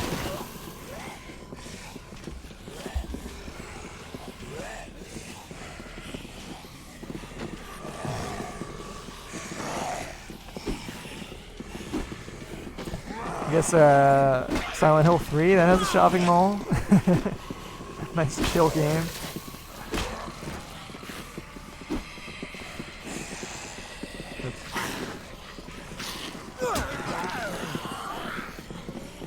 Ooh. Left 4 Dead had them all. I don't think there are a lot of games that have the same sandboxy quality in them all. Even though this game is, as I said before, a quick sandbox. Whoa.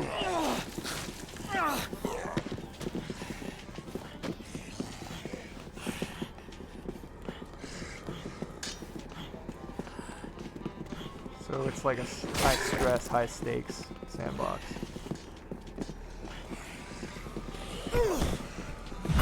Here we go, jackpot.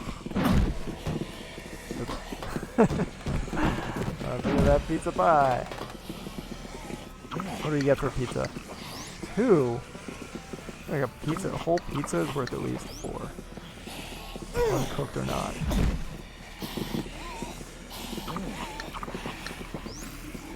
Alright. Last of Us Left Behind. Yeah, that was a cool... Man, that was maybe the best DLC I've played. What do you guys think? What's the best DLC? Oops. Too much for Leroy. I got distracted. It's nice to not care that much, though, I will say. You know, like, don't sweat anything too much.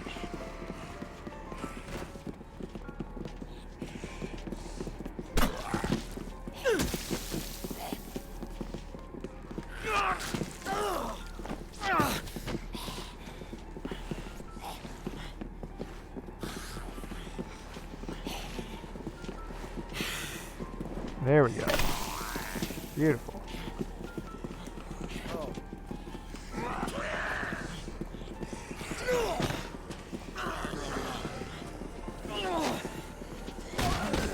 It's got all the moves. There are a lot of pro wrestling fans at Capcom Japan. It's pretty apparent. There's a book coming out this October called How to Make Capcom Fighting Characters. It has a bunch of interviews about how they created Street Fighter and Final Fight, and they just rave about pro wrestling throughout the book and all these interviews. That's another translation by me. Whoa. It's good. Yeah, like I'm not like a hardcore fighting game fan. I appreciate them, but I suck so bad at them that I don't really partake that much. But even for me, reading these interviews, it always makes me want to play them more. And in fact, I played all the way through Final Fight while I was working on the book. I was just so like enticed. Reading all the trivia behind it, I was like, oh man, it just gives me so much more appreciation. All the things that you take for granted about a game. It's like, man, like they really had to get creative to even like allow this game to work. You know, like Final Fight. So like here's one thing. I don't know if you ever played Final Fight and thought like, man, Cody has amazing posture. There's a reason for that. It's because they were trying to cut, I don't know if cut corners is the right term, but they had very limited memory because there was a industry-wide ROM shortage at the time they were making Final Fight, and you'll see this in interviews from that time throughout the industry, that there was this ROM shortage that was plaguing every company trying to make games. So they had to make games fit in a limited space. And one way they did that was that they tried to make the sprites skinny, because it was like the actual width of the sprite meant they cost more. Yol. It's like basically memory, like disk space or whatever, ROM space. So they tried to make it so that like much of the time you would be this skinny sprite. So when you walk, you'd see that like Cody gets really skinny. It's like this perfect profile of him, and he has great posture. So he's taking up as little width as possible, and that was a way to save memory. And then with Hagar, he's a little wider, but what they did is his upper body doesn't move. So that was like another way they cut corners. And just little tidbits like that are fascinating. You know, you take it for granted now. These games were shaped by their constraints, you know? And in a way, I think that constraints are really helpful for creativity. Giving you something to, like an outside factor to shape the work. It's like, well, how can we make a skinny sprite that still looks good or convincing? You know, we just give them amazing posture. What's AJPW?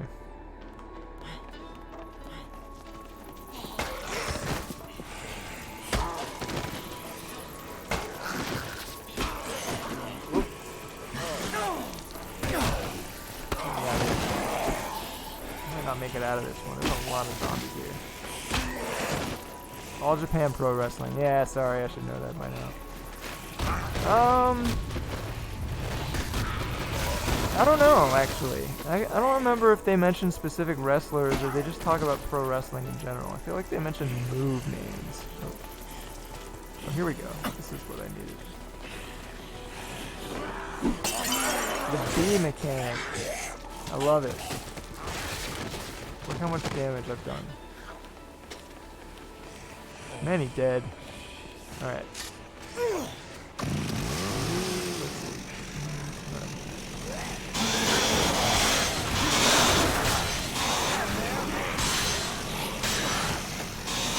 Away. Plutonium back to the lab and move.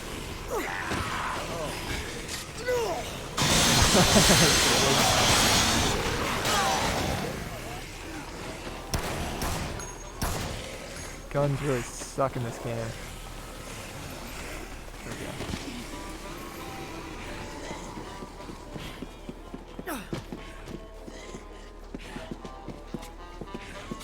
Dairy seems to be good in this series. 4? Yeah, 4. You get more from just a carton of milk than you do from a pizza. Ah, maybe that adds up.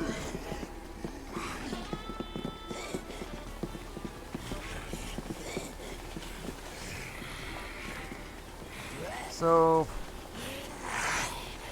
I keep letting people die. I didn't mean to check out quite so much. I just need to help him run. Oops. No! The pie went to waste. Dairy is better than guns. Pretty true.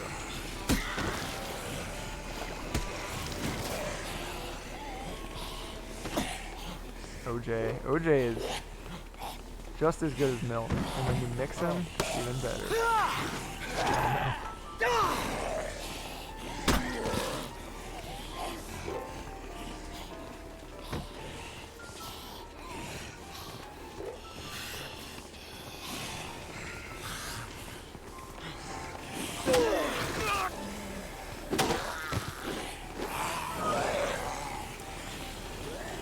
So this is essentially what we're doing now, is what the game tells me you're not supposed to do, which is what I think most people wanted to do when they bought Dead Rising, just stick around in the mall and beat up zombies. Who's gonna tell us we're wrong?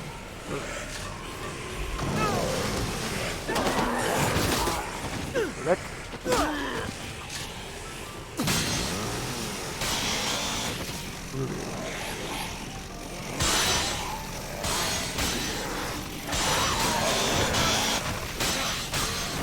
I think my goal for the time being is to keep leveling up. Because I want the zombie war, which is the true ultimate goal of Dead Rising, in my opinion. To willfully become a zombie. Like that king from that Buddhist parable.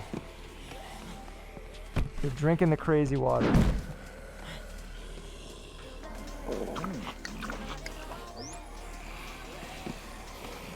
Because if you look, who's the odd man out here? It's not this guy. It's not Jessica here. It's Frank summer dress West. Not because of the summer dress. Because he's the non-zombie.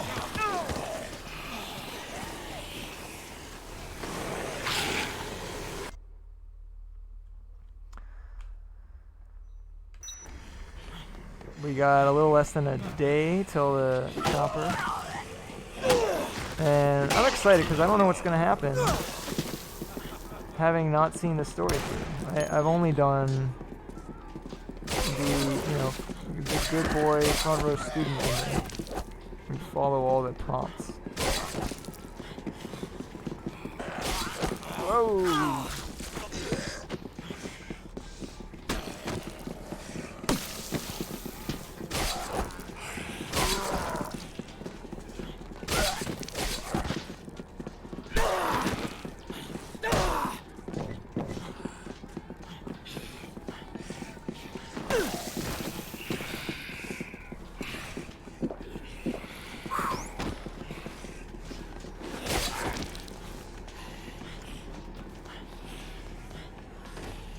So for the time being, I'm just gonna wreck some zombies. And you know, if I get another prompt for like someone to save or a psychopath to murder, I'll take it under advisement.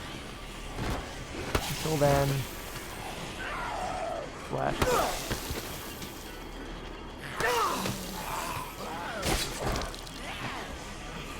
Ah. Look at that. Beautiful thing.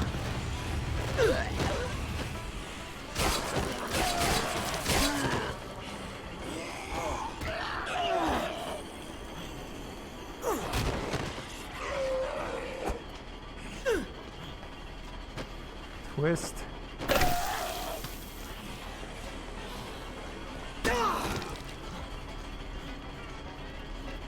I forget, can you actually ride the ride? I feel like you can't.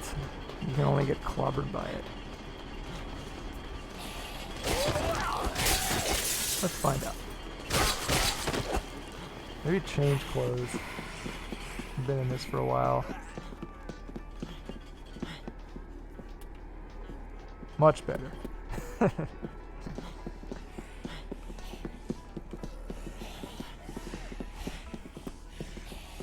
Stop trying to see up Frank's dress.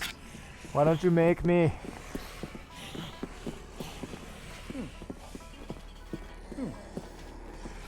Man, I've got a whole ensemble. I look like I'm ready for tennis.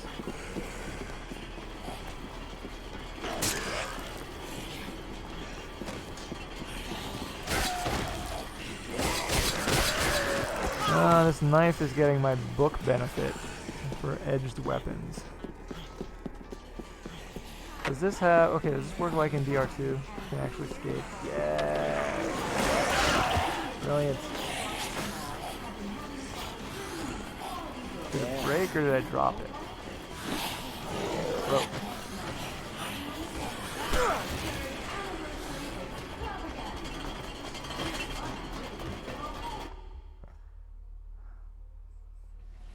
Huh. I've never done this.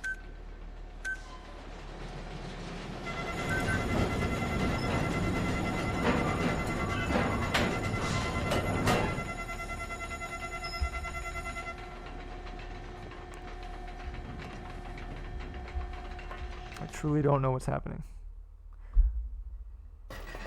Oh my gosh. Are you me?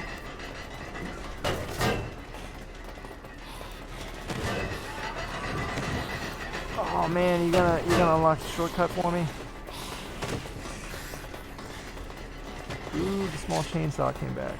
This is the best weapon in the game.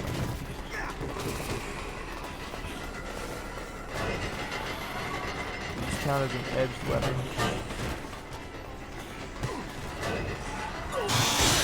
That's an embarrassment.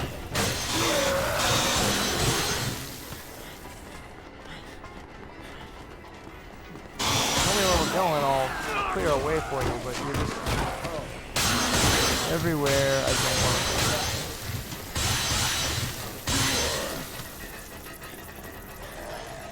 Whatever happened to predictability?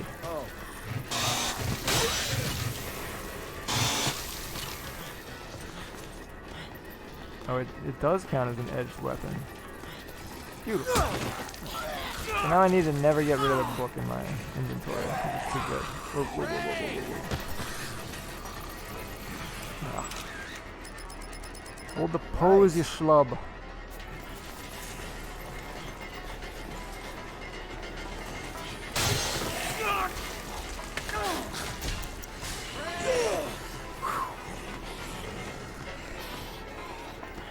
Let's go.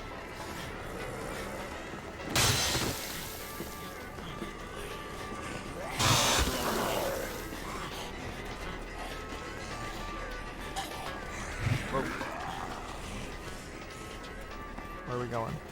What are you doing? Your idea of a joke? So here's my main problem with Dead Rising. Is this bullshit with the AI.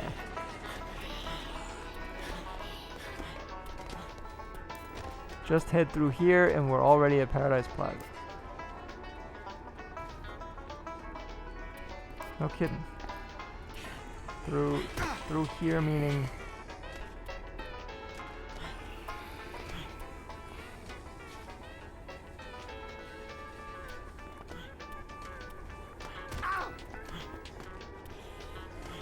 I can't tell what he's talking about.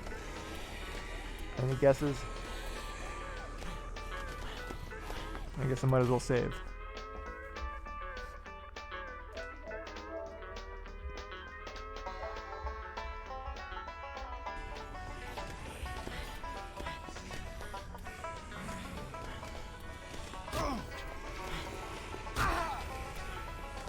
Dude, what are you talking about? Throw me a bone here.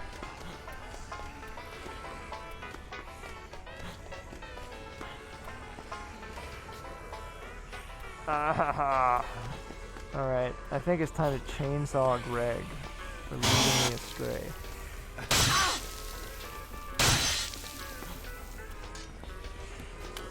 I'm sorry, that was cool. You said go through here. I see no such thoroughfare.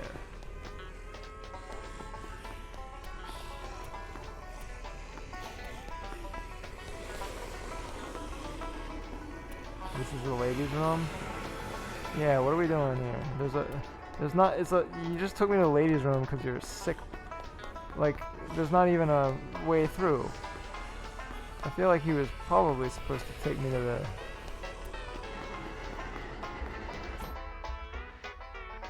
there's like a utility passage, I thought.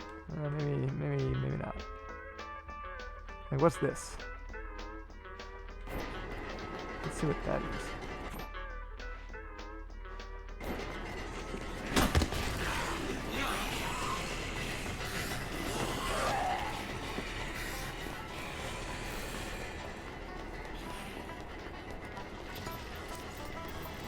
Really use a maintenance tunnel key. I feel like Greg is a little confused. In fact, I know he is.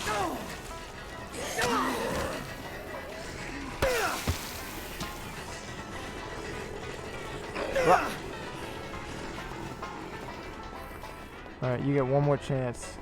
And then I'm giving you a swirly.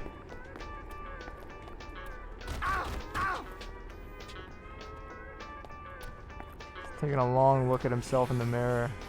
Thinking, what have I done? I led this poor young lady astray. Alright, well that was a big nothing. Big old non-starter. Drink some OJ to celebrate.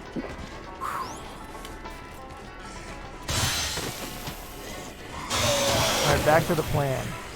PP gathering.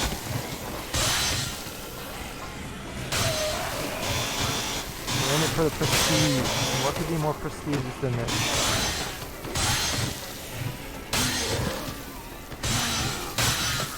Desecrating corpses.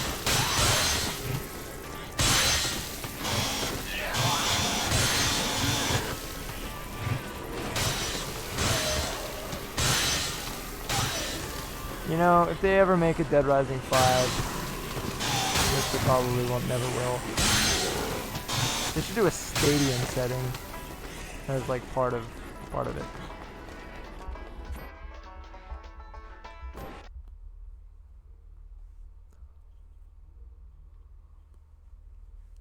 Or a full-size amusement park. They hinted at it in this, and again in Off the Record. But like a full size, like the whole, not like a mall with some rides in it, like a full on Disneyland.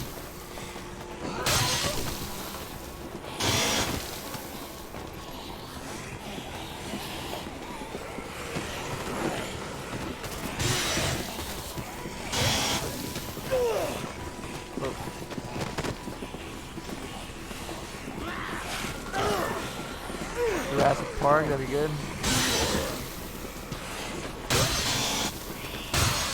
I mean, at that point, just make Dino Crisis.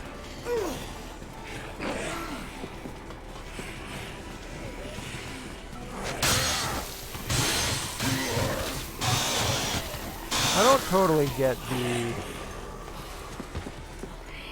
the call for a new Dino Crisis, but I guess it does seem like a foolproof formula, fighting dinosaurs. Basically what Monster Hunter is anyway. Just like Dino Crisis itself wasn't that appealing to me at the time. It just felt like more Resident Evil with a less scary premise.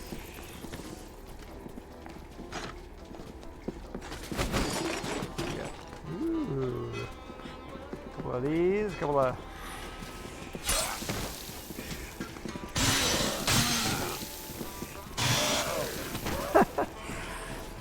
That was great.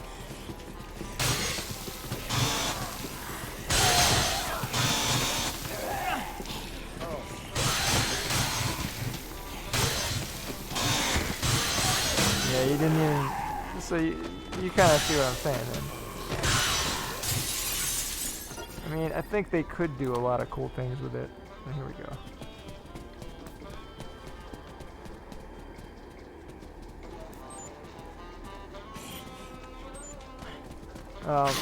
I'm just saying that, like, yeah, I wasn't that into the originals.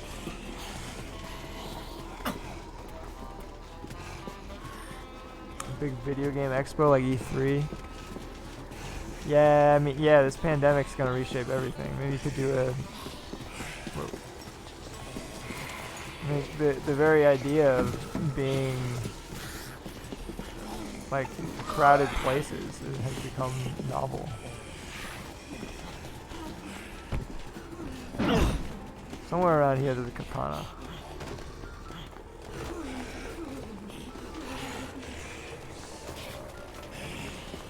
Maybe that doesn't respawn. Oh well.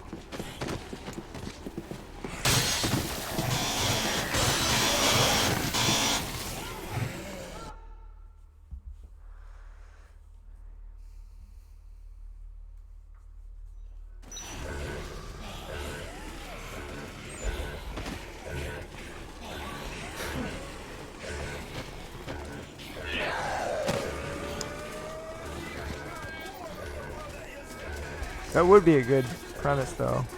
A big expo, or like Comic-Con, that would be great. So many costumes. I mean, Dead Rising already kind of was going in that direction with all the like novelty costumes. Like the so DR3 had the Super Ultra Dead Rising blah blah blah blah blah DLC that was like you could dress up as all these Capcom characters and you'd get special powers. Basically Comic-Con.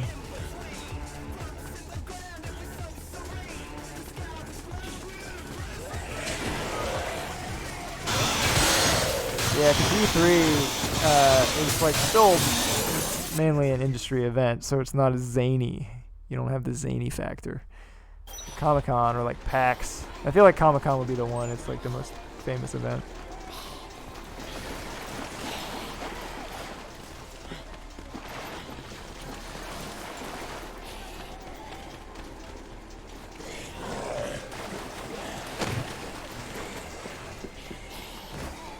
CDs. I'm in the wrong place.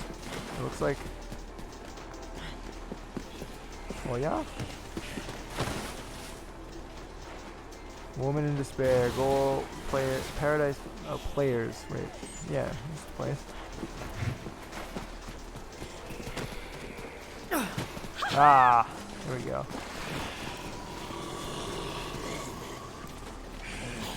It would elevate the absurdity to new heights. Yeah, totally. It's an absurd event. Yeah. I remember being at Comic-Con and feeling like The Walking Dead. Like, because you can only really walk at lurch speed because there's so many people. And it's so draining. It drains your energy so much that it feels like you start to feel like a zombie. And then someone bites you.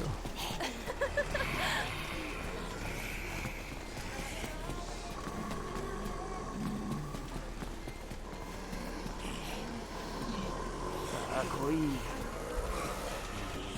Gamescom is like that. Yeah, Gamescom was crazy.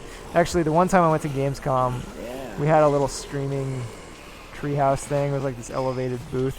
So we were like pretty safe from the huge crowds, but it was a little intimidating, especially because a lot of the booths had like these. They were like getting the crowd to like chant with them, and it sounded like I don't know, like a movement. You know, they'd be like, when I say blah, you say blah, and you'd hear like 500,000 voices chanting along.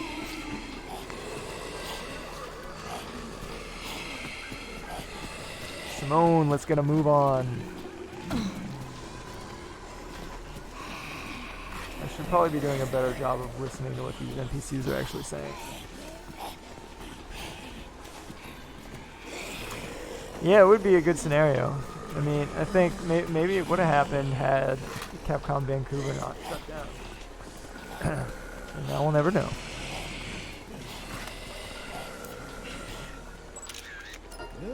It's not a bad pick, actually. Can I get a zombie in there, though? Okay, there we go.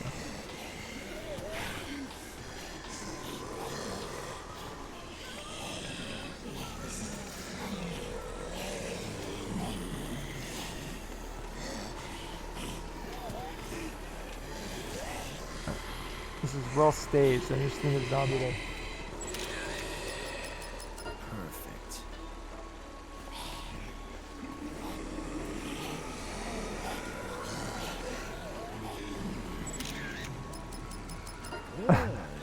It's not bad. Yeah, the licensing thing, they'd have to think about that. It could be a huge opportunity, but it could also be a huge nightmare.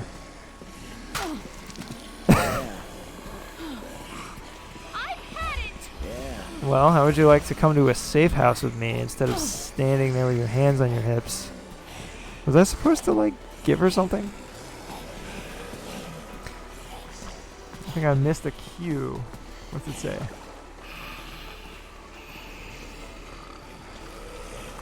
It says... Spotted. Uh-huh. Terribly distraught. That's all we get. Would you like my Mega Man watch? Contains no artwork. Alright, one more time for good measure. Do you like... You knew exactly what I was gonna do. Don't throw that Bryan Adams CD at me. Here, I'll give you one you can throw at me. It's not giving me the give prompt, so I'll just have to toss it to her. What's up, Glass Joe? The last photo looks like the zombie's romantically asking her out and she's having none of it. Yeah, that's what I was hoping to achieve with my art. Alright, what do we got here? A woman, okay, do you like being squirted by a photojournalist in a dress?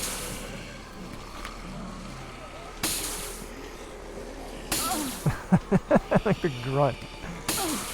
Oof, water. Okay, well, whatever I'm supposed to do with Simone, I missed it. I'm sorry, I'm useless to you. You'll have to find your own way out. Might I suggest the giant gaping door?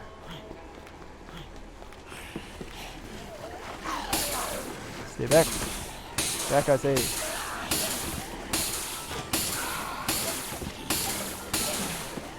Man, all these folks tuning in. Hope everyone's having a good Sunday. Yeah. I'm just having a casual group about in Dead Rising. We have no responsibilities at this point in the story. Especially since Simone won't even come with me. I think I've lost the people's trust. Because I let the truth vanish. Alright, I have a new... Wait. Can't lose this. Small chainsaw is the best weapon. Alright, Simone, you look cold. Thus, wait. No? Yeah, she won't let me. Alright, fine. That's the stuff. One of these days I'll stream the Misadventures of Tron and Mega Man Legends. These are very good games. That gave way to this Capcom mascot. Which is a lot like the Minions. Not nearly as popular though.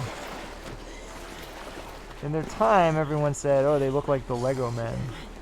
But now they're like, you look at Minions and you say, man, that is 100% a Servbot.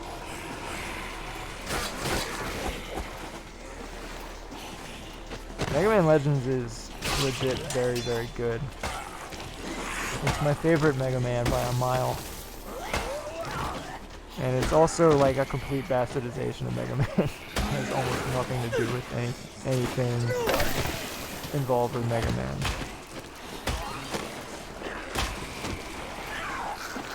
It's the DMC of its time, except that people didn't totally reject it.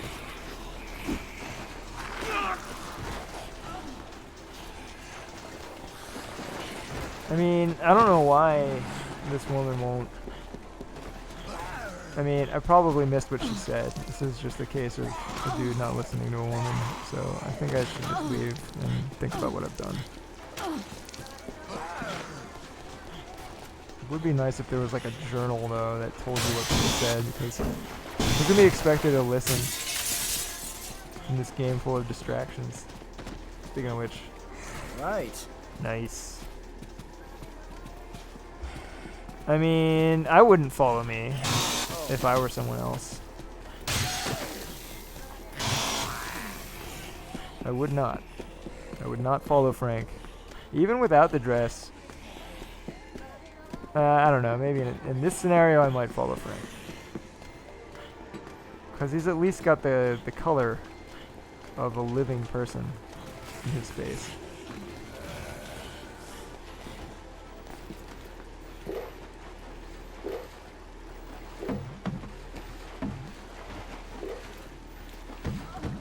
Like, there's still the peace of mind that he's probably not the Walking Dead.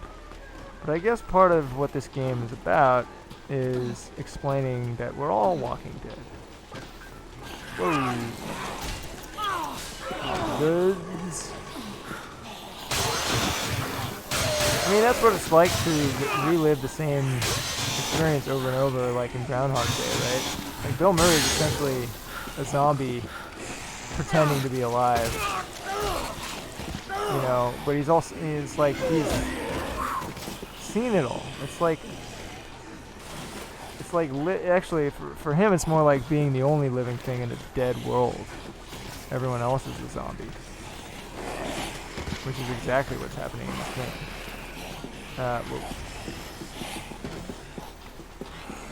This is just, okay, I think it's time. What's a form of saving? Don't quote me on that. What am I trying to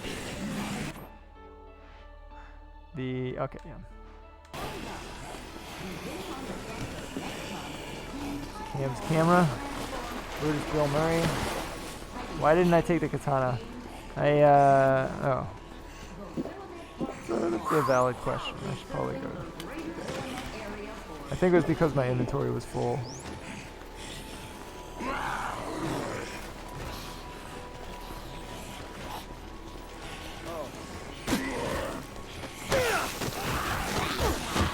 Nice.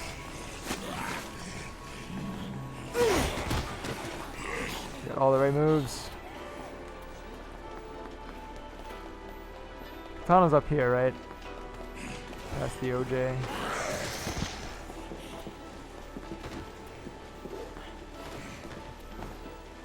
There we go. I wish there was like a death from above move, like a Ghost of Tsushima.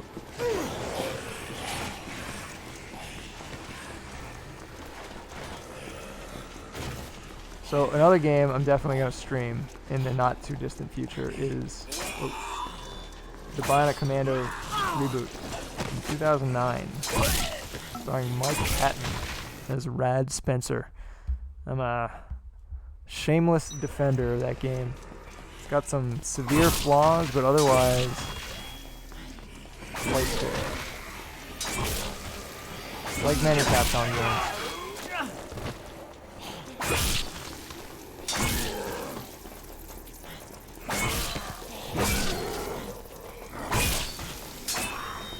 Yes, the Mike Patton. He did the voice of the main character in that game.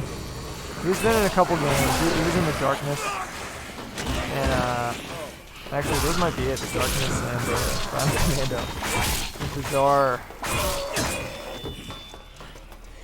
Maybe he was a fan of the original Bionic Commando. I wonder how that came to be. Did he reach out, or did someone reach out to him So, yeah, we're making a bionic commando cam. We thought you'd be right for the part. We wanted you to make some fart noises with your mouth. And then gurgle for a while. Right.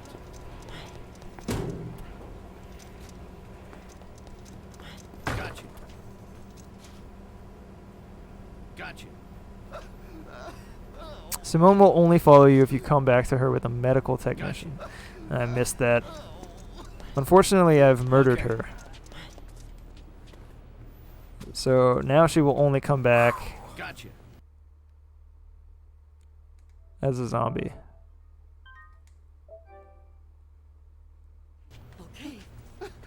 Okay.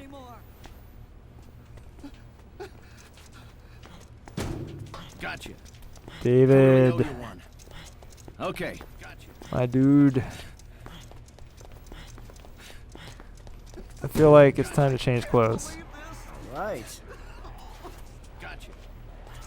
I can dig it. What's up here? Okay.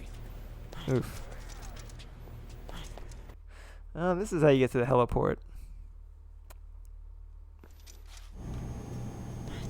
Anything doing?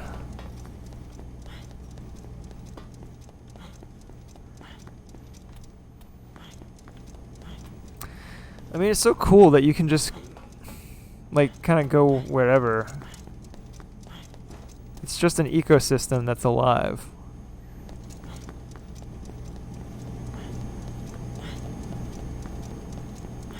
This game is more alive than most.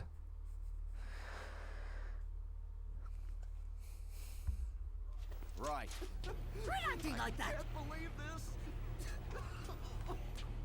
Right. Okay, let's go back out there. Okay.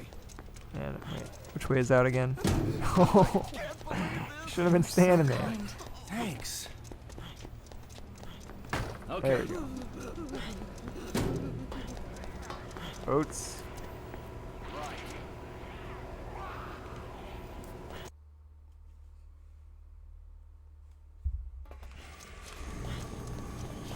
Nah, I think there's a soccer ball. Oh, there's one. Soccer ball beats bowling ball. Especially for the upcoming elevator. Check it out. Elevator full of zombies. Ooh.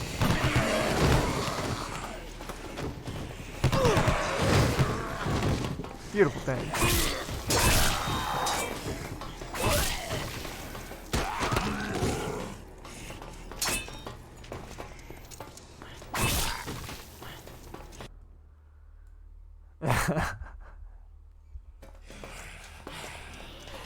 I mean, eventually you get a pretty diverse repertoire of moves. You basically become a pro wrestler.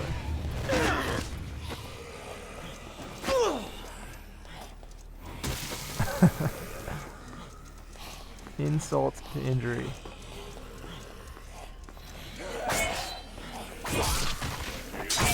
I love having this book that extends the lifespan of these bladed weapons.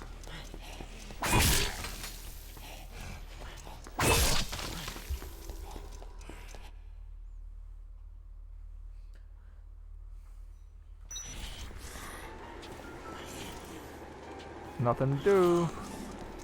Just gonna work on my leveling.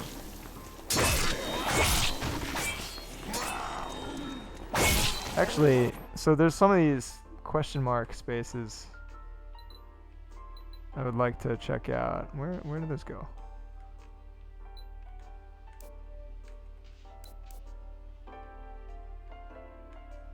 I wonder if you have to be nearby. Kind of seems like it.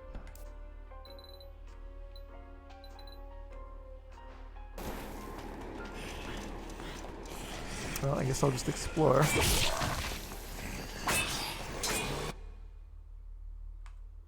Alright, Jana Uba, thanks for stopping in. Have yourself a good evening. Pleasure was mine.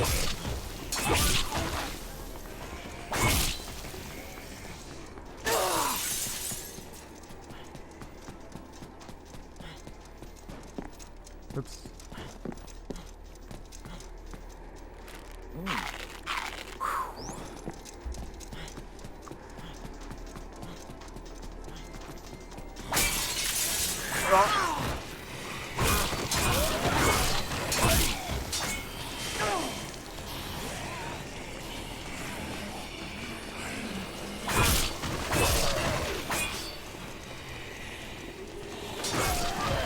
Okay. It's all going downhill. Gotta get to a safe place to drink this OJ.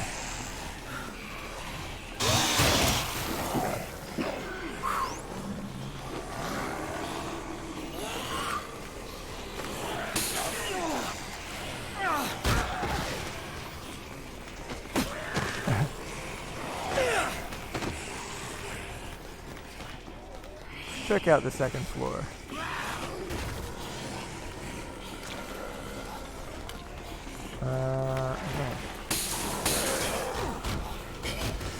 Water gun might actually be pretty good since it staggers. It's really all you need to get through a crowd. Maybe not.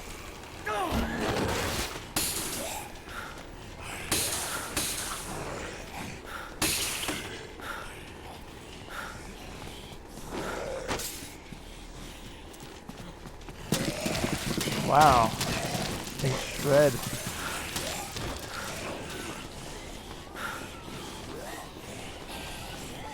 Ah! It's really easy to accidentally consume things.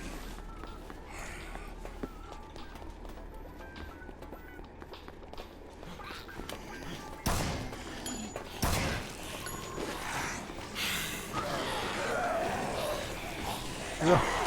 This is very much like football at this point. Especially that moment.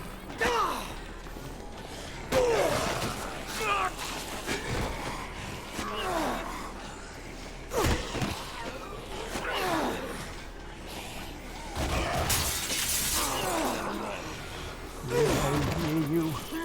I got the queen.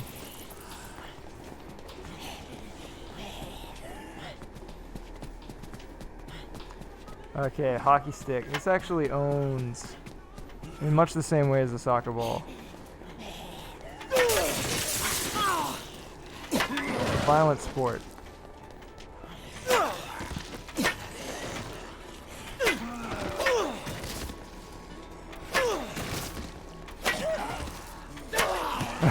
Look at all that. Love it.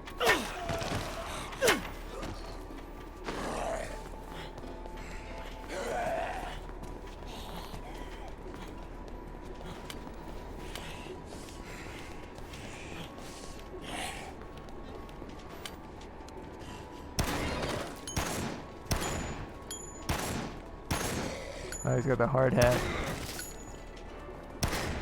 Oh man, he's like the Met-All of this game.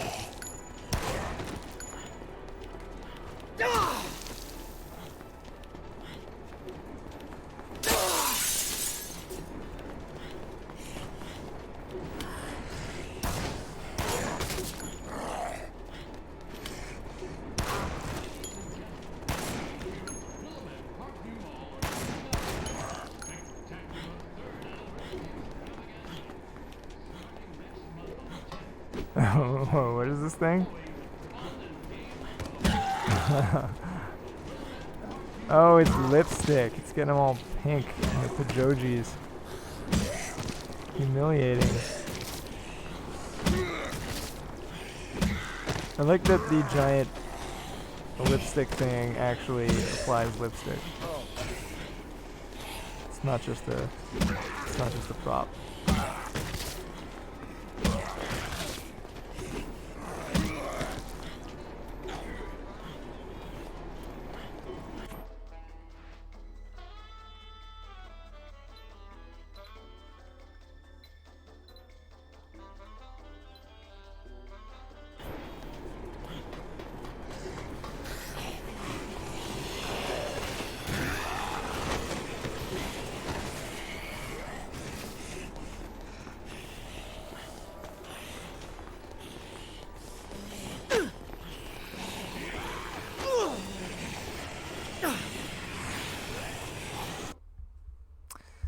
Smooth. Yeah.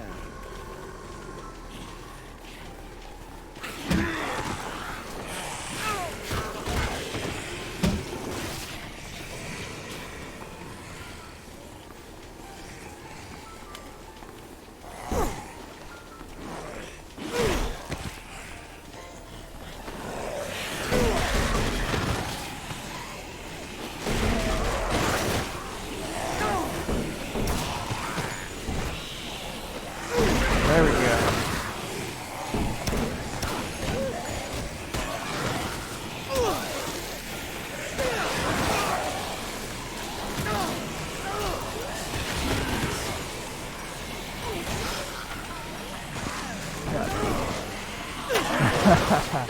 That's the stuff.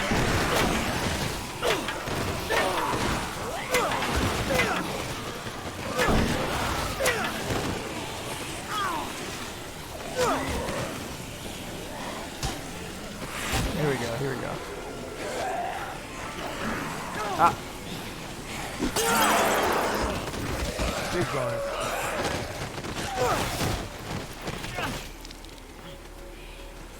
Ugh. These worms.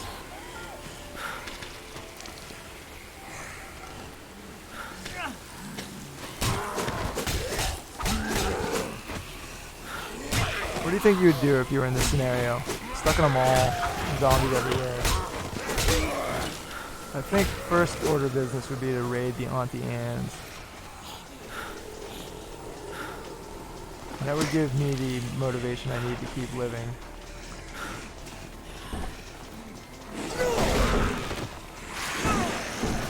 Then I try to think of the store that was least likely to have people in it, like the most unpopular place to be in a mall. Can't think of what that would be.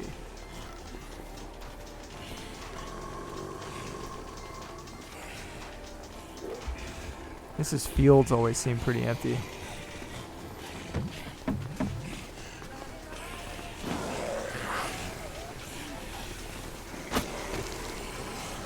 There we go.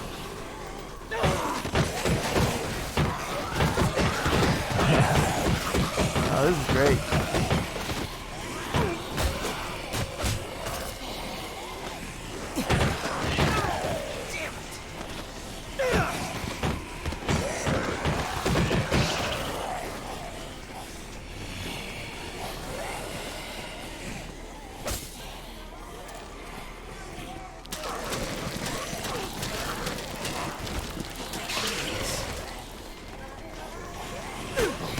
Funny, like, it's not always the items you think that make for great weapons. Like, those gems are pretty great, and the umbrella's really good.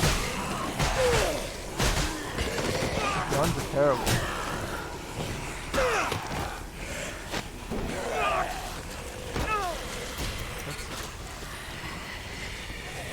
Is Willamette a reference? You know, I'm not sure. I'm not sure what the name is. The mall I've heard is based off a mall in California. Just like visually, but I feel like, you know, it may as well just be any mall. They all kind of look the same. And the mall that they're talking about, I know the mall, and it certainly didn't have anything like this. It had a food court, but it didn't look anything like this.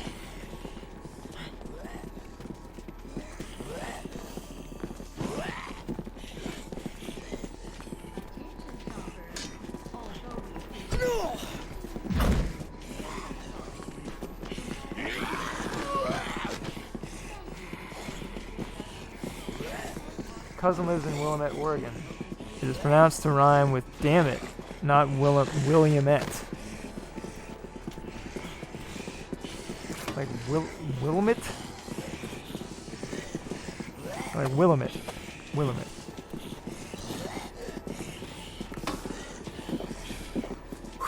So this is a real place just like the school in Silent Hill. Willamette. Oh wow. Willamette. Well, they say Willamette in the game, but it's based on a place in the Bay Area, I think. I don't know where they got the name. But I mean, some of the names in this place. Chryslips. Scions. Those are dudes on the localization team. Lovely dudes at that.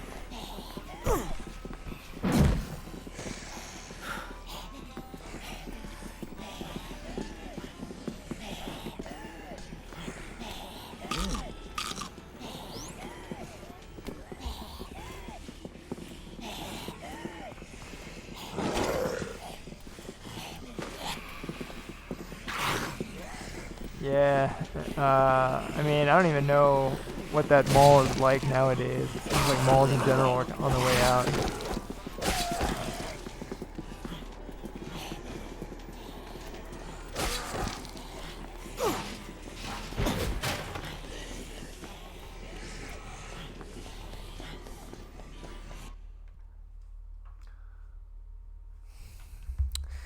Well, I will say that when you don't follow the story, there's a lot more downtime, which is exactly what I think a lot of players wanted in this game. It's kind of funny. Like, I'm pretty sure Frank is doomed.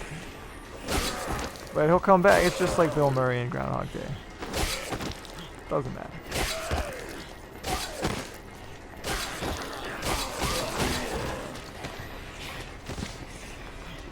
Get a good look at this thing. The area.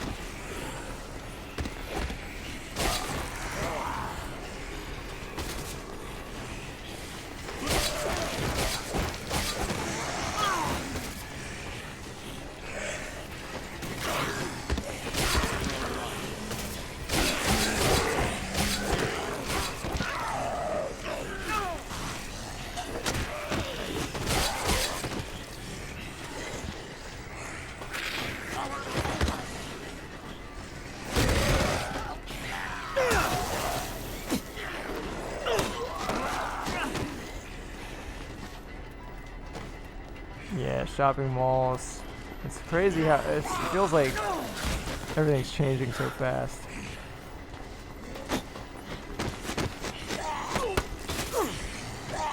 I feel like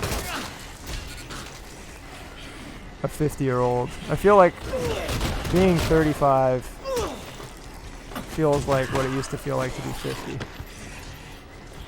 And to have no one understand your ways.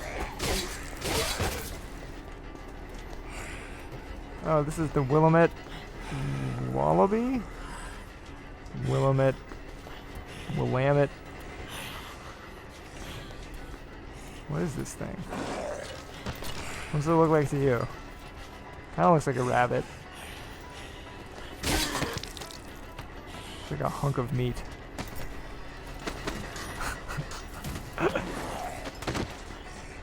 Ah.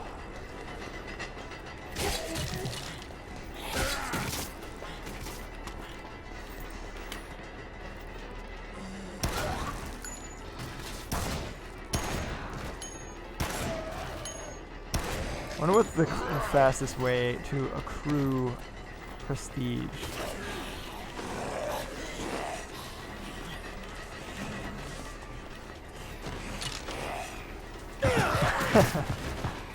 I didn't think I was gonna punt it.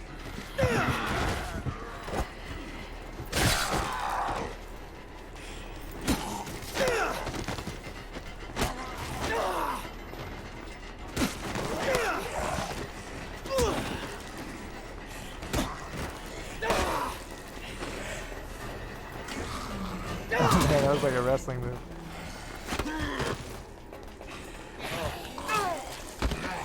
Willamette rabbits. You can make that rhyme.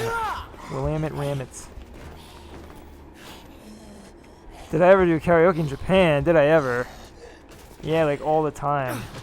For a couple years I lived in a not very exciting place. It was like a mid-sized town. And that was like all there was to do. Go to the batting cage and go to karaoke. So yeah, I went all the time.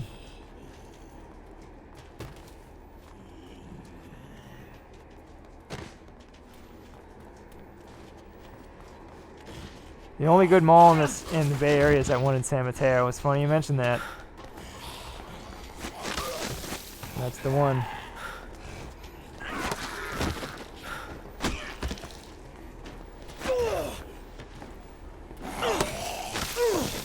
Why'd you ask about karaoke? You trying to go? Do a Twitch Sings duet soon. Oh man. That's a whole corner of Twitch I'm not privy to. You can sing? You can sing on Twitch? How do you sync that up? I guess it's like... It's just that good now? You can... Whoa. You can sing without any lag. I mean, I guess that makes sense if you can Skype without lag.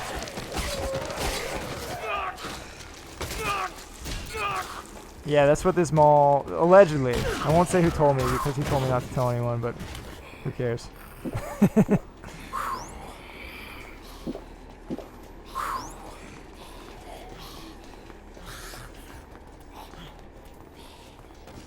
Yeah, I would totally, I would sing if this USB snowball mic suffices. I used to actually be a performing musician, believe it or not, and so I used to fancy myself a singing guy, but now it's been years. It's one of the many things that's fallen off. But yeah, we should do it.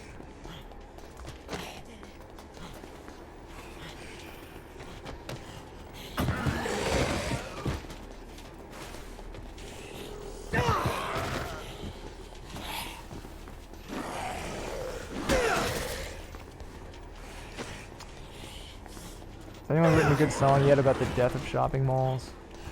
Like the video killed the radio star for another generation. Snowball's nice because it doesn't get too peaky. Yeah, although I find that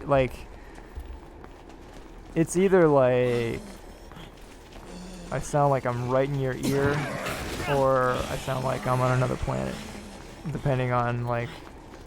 It's got like, I just feel like it has a very narrow radius. I don't have the fancy snowball that you can, like, there's like a button on the back with different settings.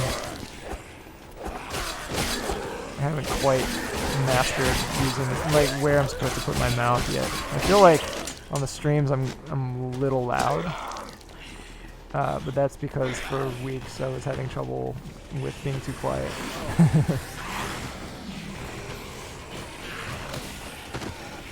Amazon killed the physical store. That's pretty good.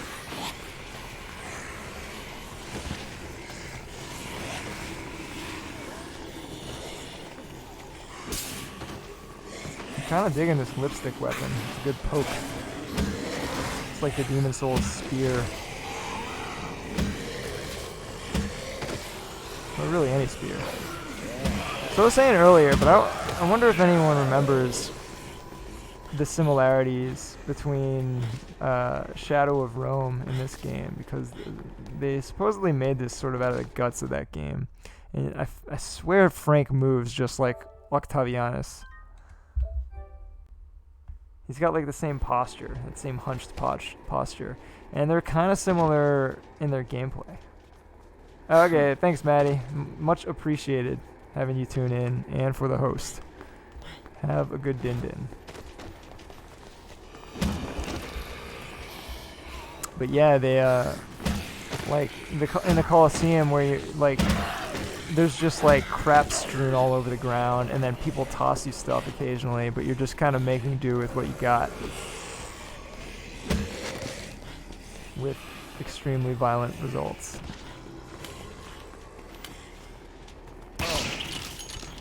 Maybe I'll stream that at some point. I do have a copy. It's in Japanese, but I don't know, I think the dialogue's probably still in English.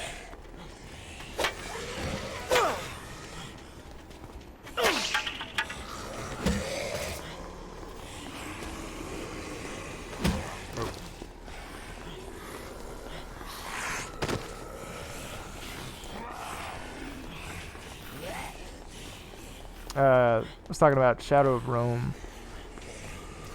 I'm talking about how it's like a proto Dead Rising, weirdly enough.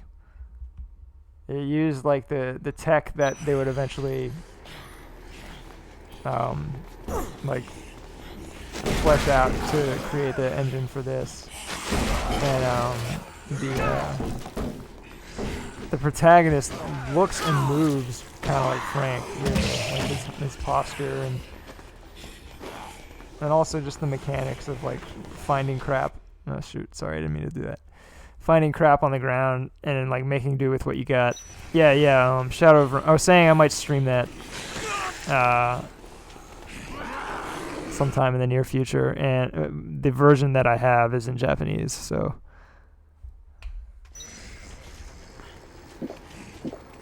I might have to interpret on the fly. Whoa.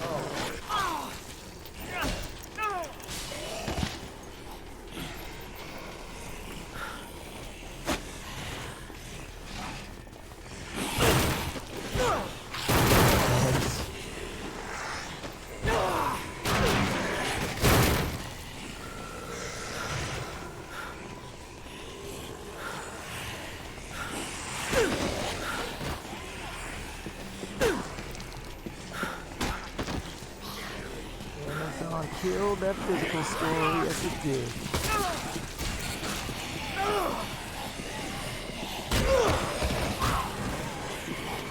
That could probably be a Weird Al song, to be honest.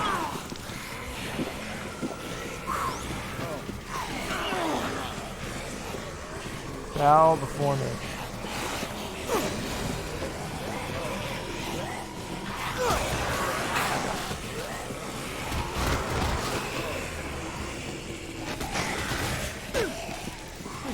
Nope. Don't read the book.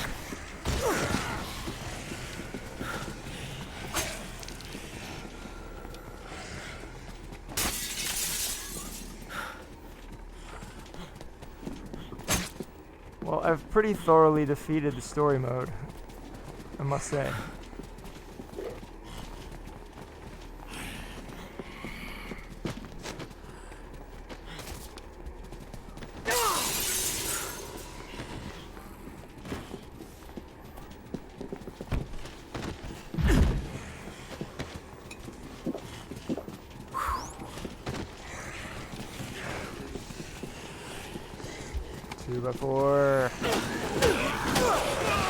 I could really use like a lawnmower right now.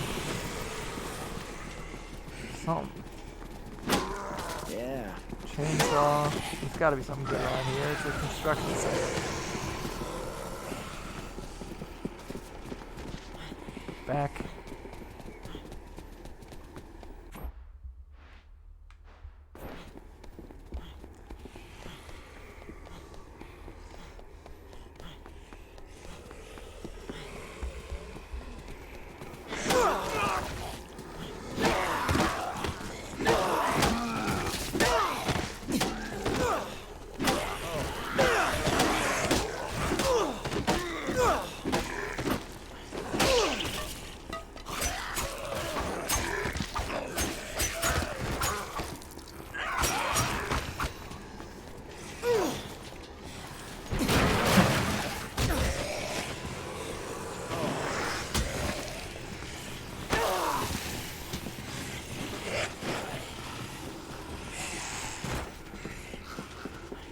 Okay, I got it.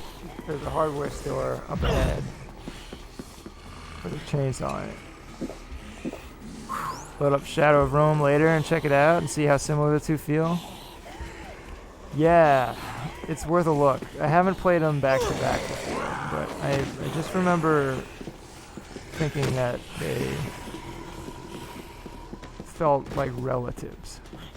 And then I learned that they shared an engine.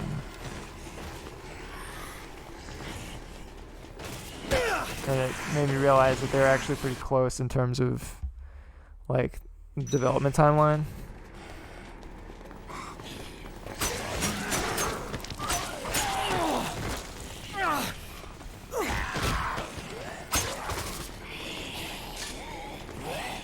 You can't have a spare stash of chainsaws. You have to of it quick while you're carrying it.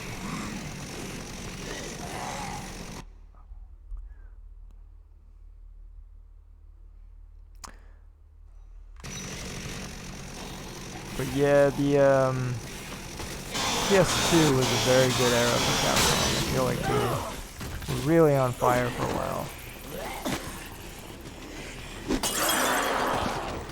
And then PS3, 360 era started strong, and then they really lost it for a little while there. Pretty much the entire time that I worked there.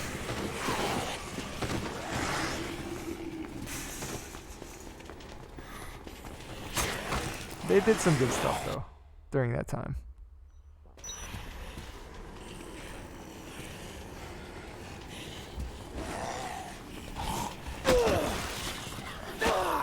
If you look at the Moby Games credits for Shadow of Rome, it says Dead Rising, a group of 60 people. So you're saying the staff, 60 people from the staff overlapped?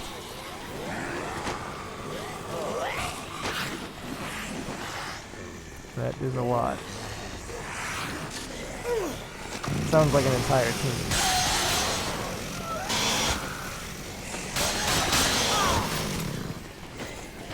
Ah.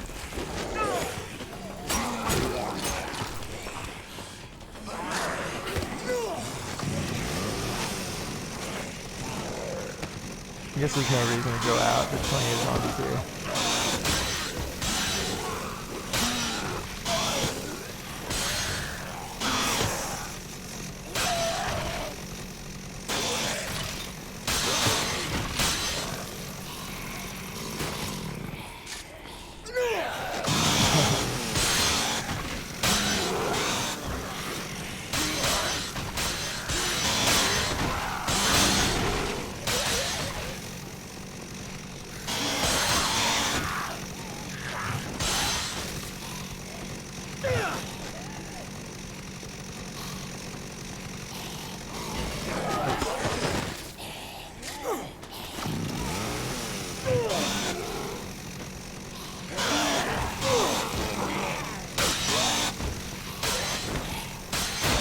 Yeah, so Shadow of Rome, I think, sort of paved the way for this.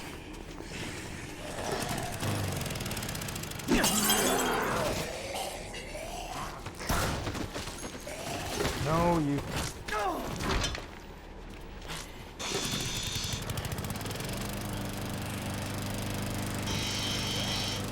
Ah.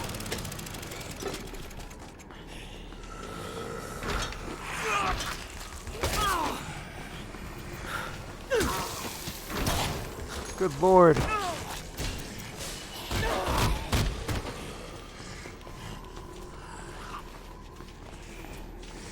It's not going well.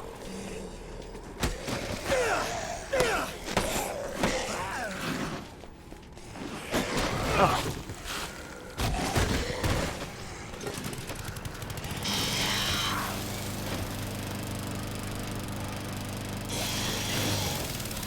Thing does not handle very well, and he keeps picking it up like an idiot. Better.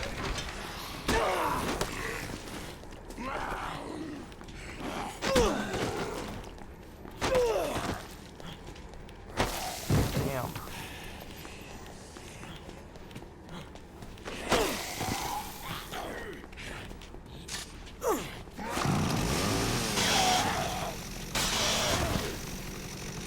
Get some food.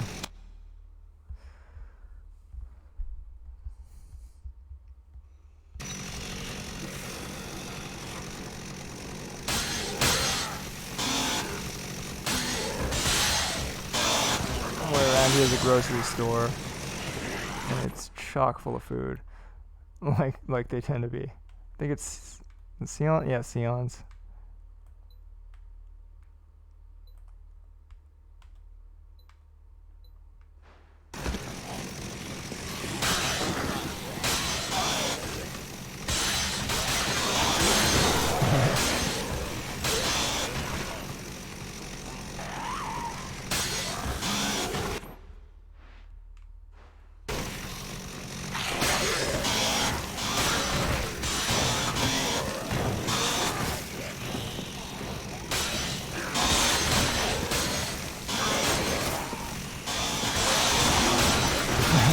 crap.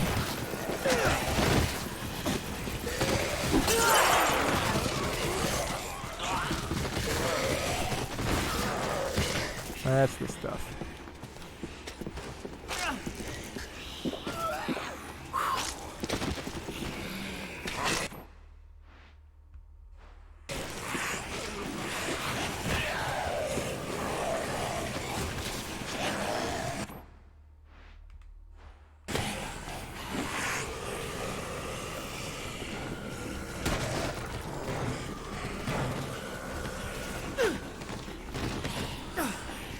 Whoa. There we are. Sion, help me out.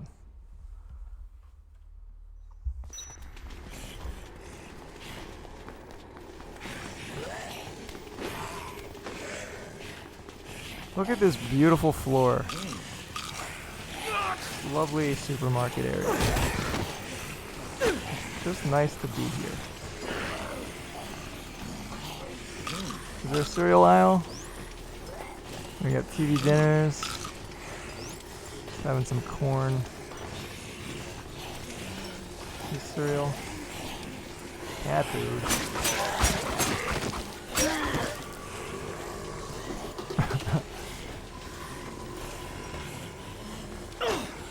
Oh!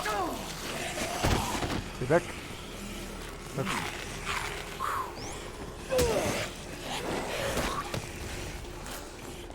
Some EL fudge.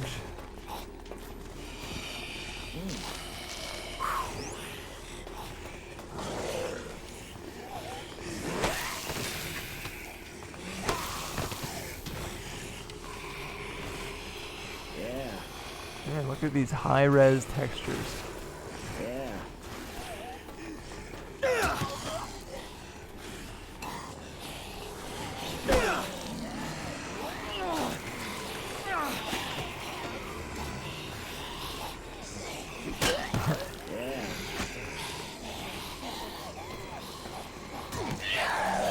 Bakery section.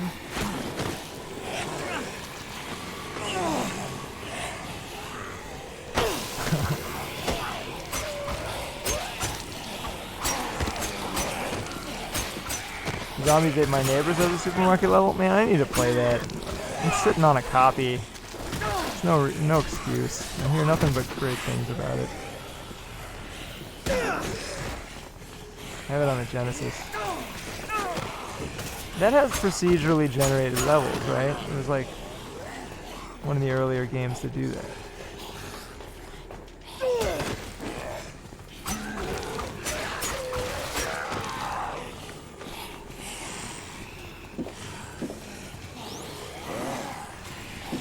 Man, I can go for some yogurt.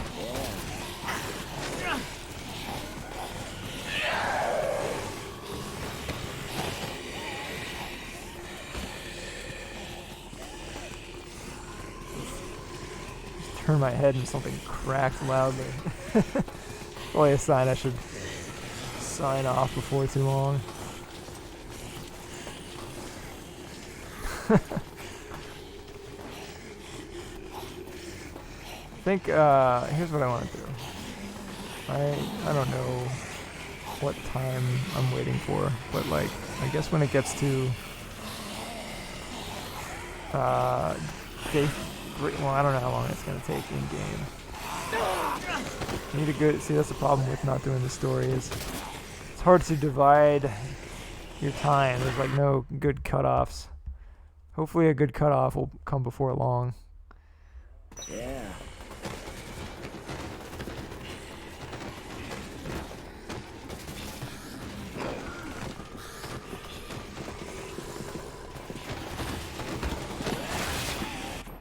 Let's see here. Make my way for the garage.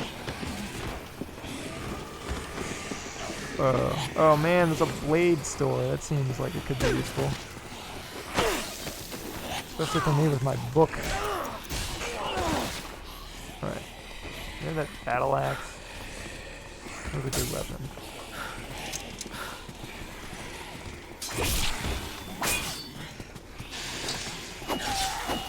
Broadsword. feel like Dante from Devil May Cry. The Force Edge.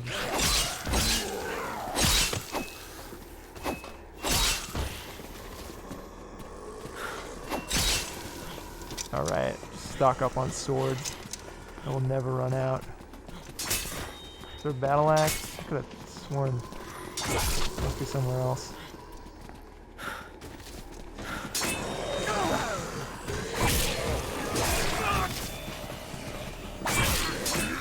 Swords are cool. Whoa.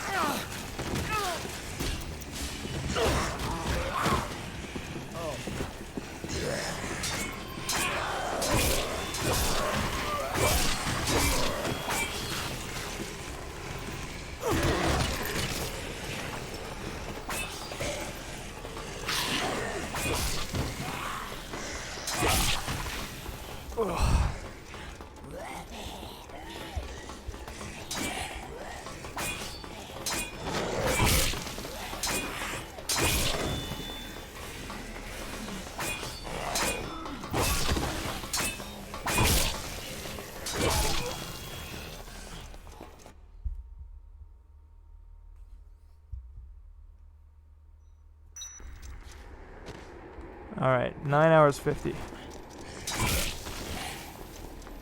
Back at the Willamette Rambit. What, how do we make that rhyme? Willamette Rambit?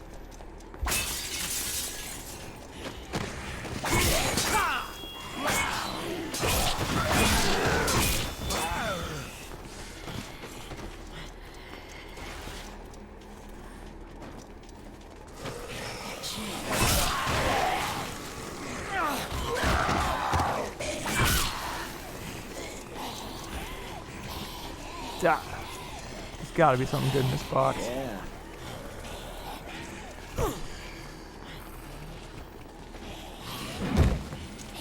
Like an apple.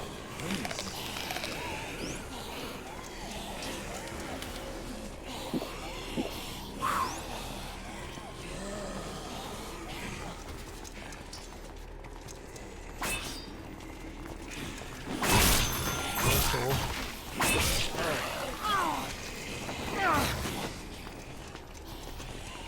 Let's see, it's been a while.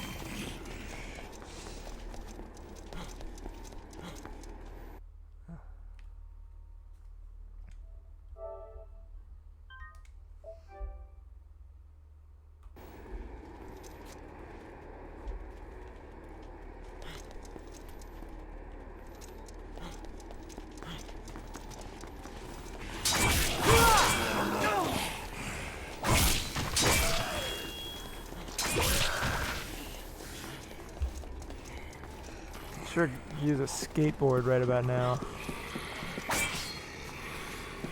Probably not here. Man, what's going on the inside? It's like a solid red. They look like cold cuts.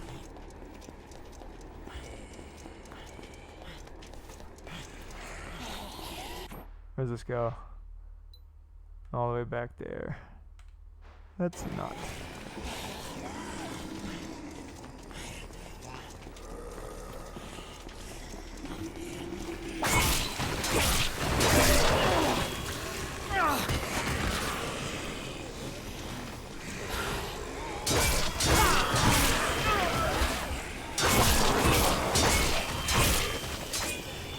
Ah.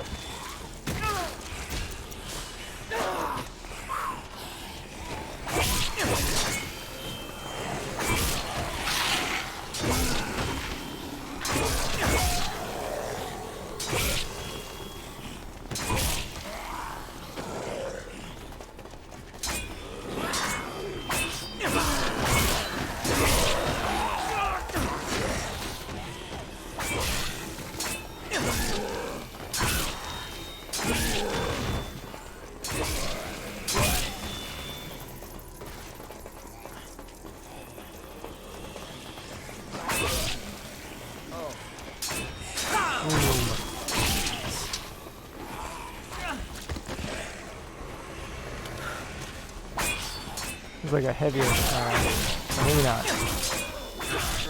Make sure it's about the same. Slightly lighter, maybe.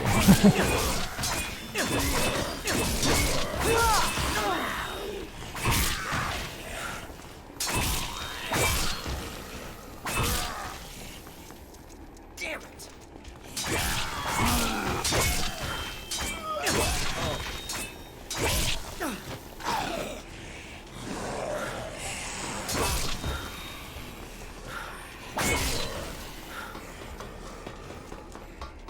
Y'all should have worn your masks.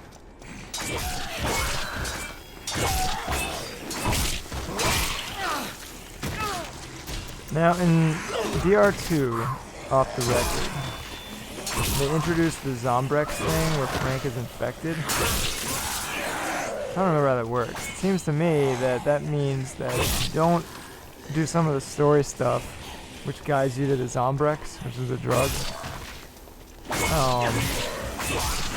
then you must die.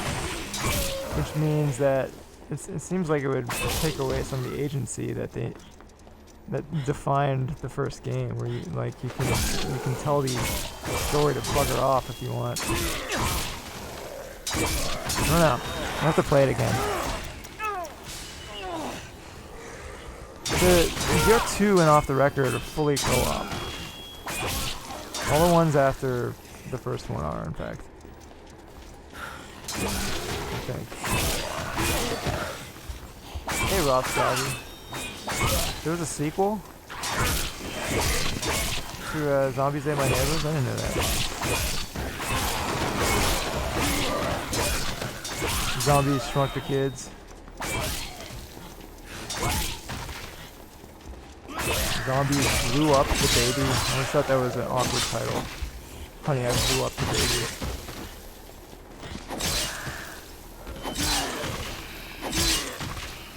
I couldn't think of a good word for, like a good antonym for shrunk. Blew up? Embiggened? Honey, I enlarged the kids. The baby.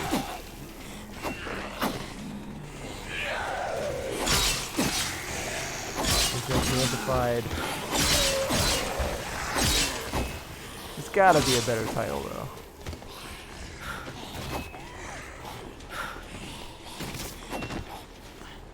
Honey, the baby grew up. Ghoul Patrol. I have never heard of it. And you're saying it's not very good. What system was that on?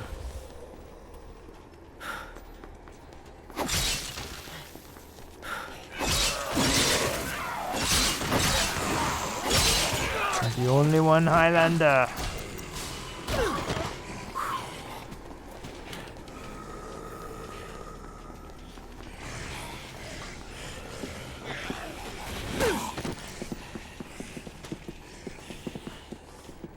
Right. Right.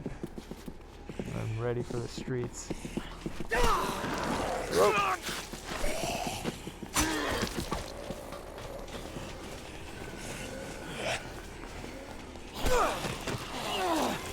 Alright, we're done.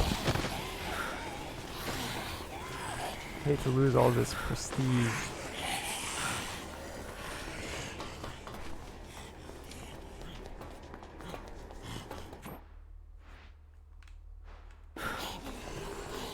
Isn't that a bummer when they release, when a company puts out a good game and then the sequel somehow isn't good? I remember back in the day, I think maybe the biggest gaming disappointment of my life was when I was in like high school and had a PS1 and Fighting Force 2 was coming out, and it looked like a big departure from Fighting Force 1. It was single player, but it combined fisticuffs and shooting. And that was the thing. Like, I wanted that. I wanted a game that did that. I think what I wanted was Devil May Cry, but it didn't exist yet. So I was looking forward to Fighting Force 2, and it came out. I asked for it for Christmas. It was like my big gift that year. I got it, and meanwhile the reviews came out, and the reviews were very bad, very negative. And I don't think I've ever looked forward to a game so much that reviewed so badly. And then I played it, and it was just, yeah, it did not have it, and it certainly didn't feel like Fighting Force.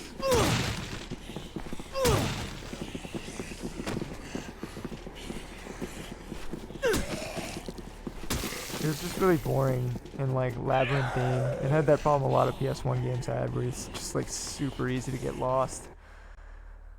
And like the environments weren't diverse enough to support the length, like the size that they felt compelled to make them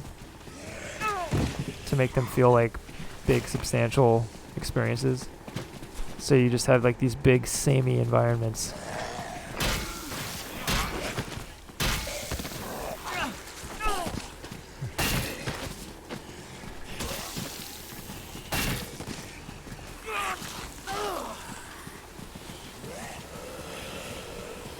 That's what happened between Columbine and 9/11.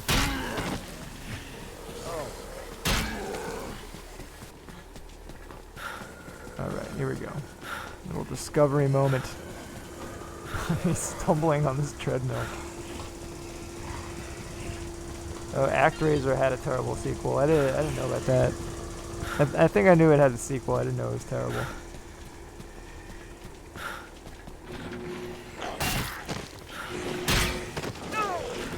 Yeah, I mean, it happens a lot, especially like when something gets popular and they say, let's put another team on a sequel so that we can get it out as soon as possible. I mean, that happened with Devil May Cry. One of the best games. One of the best games ever has one of the worst follow-ups. I think Devil May Cry 2 might be Capcom's worst game that they actually developed internally. It's very bad.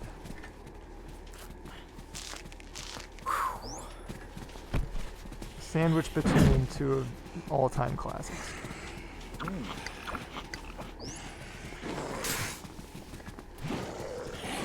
Even like Chaos Legion and some of the other like DMC like imitators from around that time, I think did a much better job. Funny thing about Chaos Legion is a lot of the concepts from that game were brought back for Astral Chain last year. Did not expect to see that.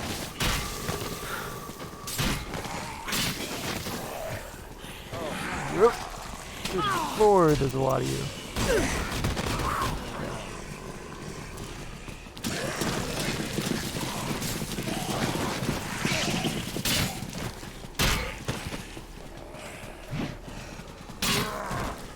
Genre, no, that's, he was in Onimusha 3. Chaos Legion is a PS2 game with, like, a gothic,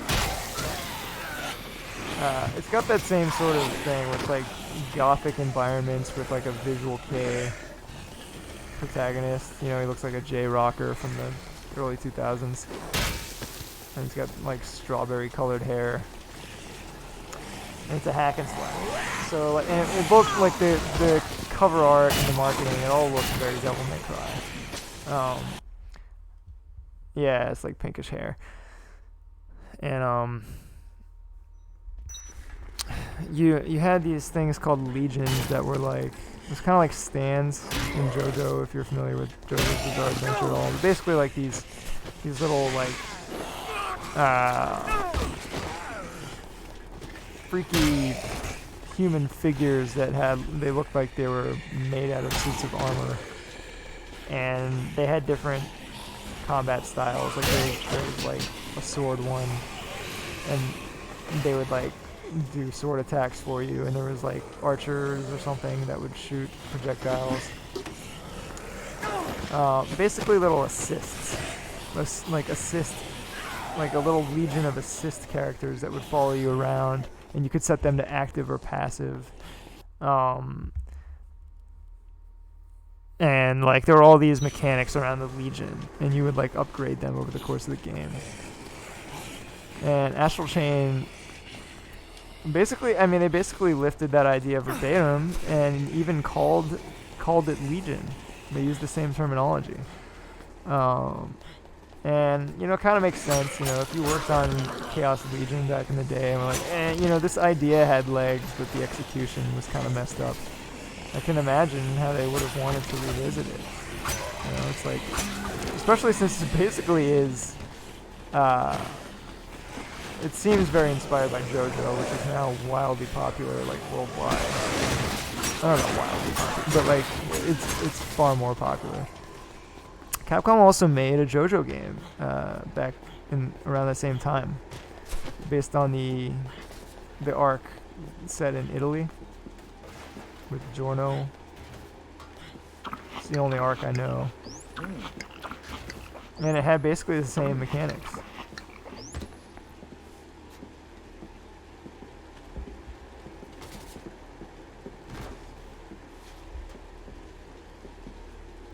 There was one on the SNES. Yeah, I think that actually was Capcom, now that you mention it.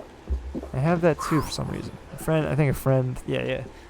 in Japan gave me all his Super Famicom games, and that was among them. It's interesting. It's like an RPG.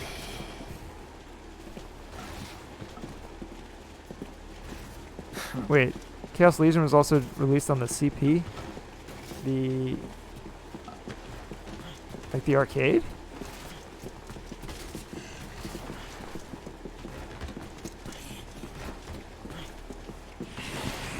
Oh, PC. I thought you meant the CP system.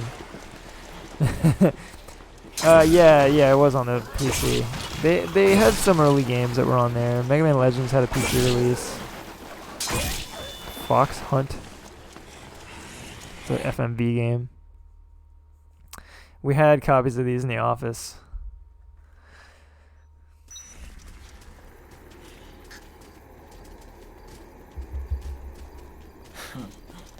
I just want to level up.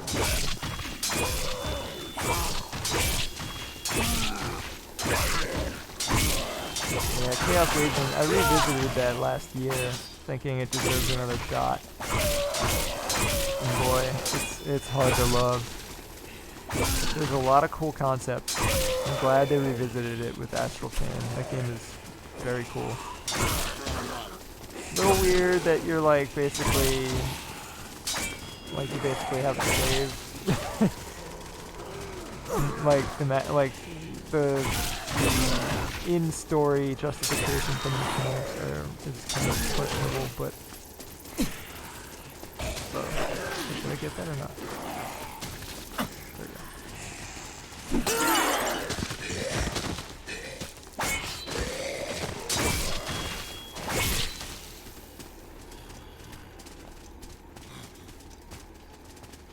Years are Anno Satonis.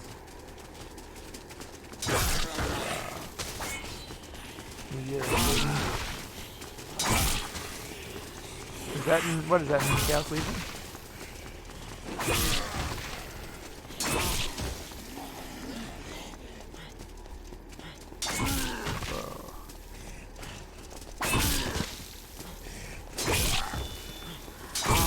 Very satisfying cutting these zombies at dynamic angles, like in Metal Gear Rising. It's another game I want to stream at some point. Metal Gear Rising is so good.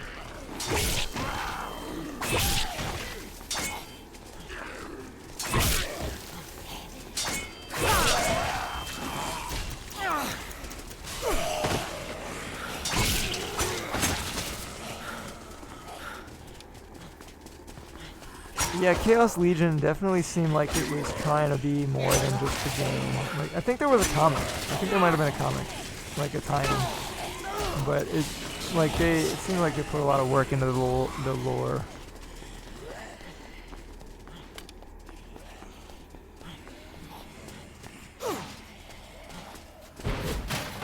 It was such an experimental time for games, like the PS2 era.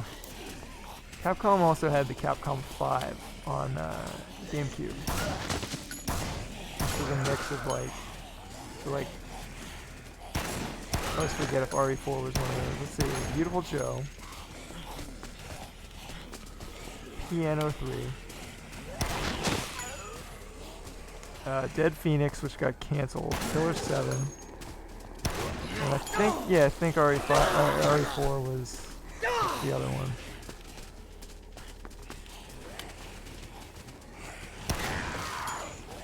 Sort of a mix of like mainstream cash cow type and experimental stuff. Like Killer 7, I was playing Killer 7 last night on PC. That game is wild. I still don't really understand what's going on.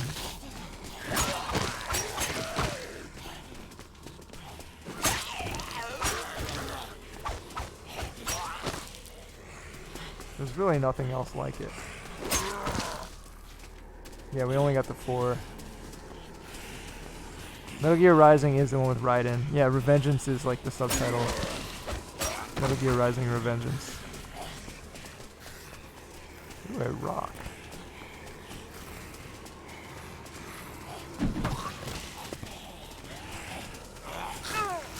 Yeah, Dead Phoenix. What an ironic title for a game. Like the Soul game that did not see the light. I feel like they're obliged to revive it. Phoenix. It looked like a rail shooter, like a sort of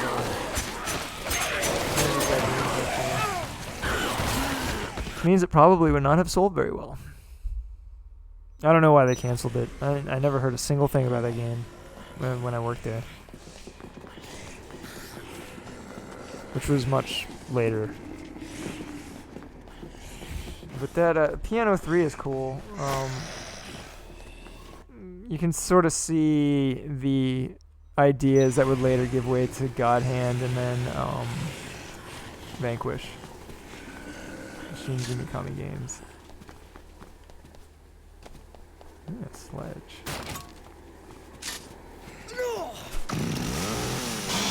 Yeah, that's another one I need to really give some time. I've only played like the first few levels.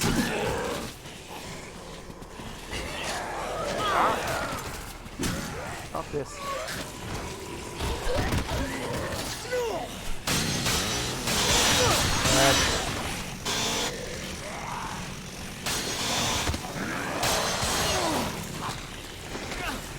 Too many zombies.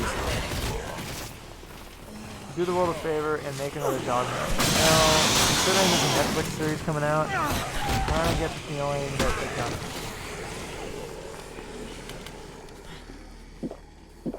I think the Devil May Cry fans are probably going to have to wait a while for anything more for them.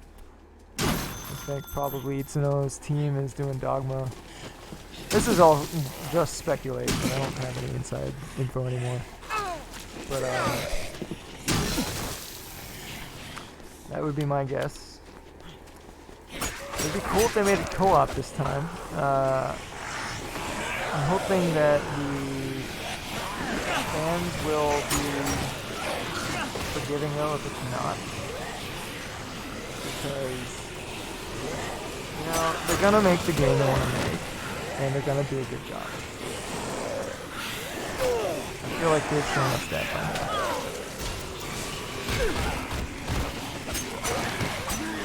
Yeah, Dogma was a slow burn.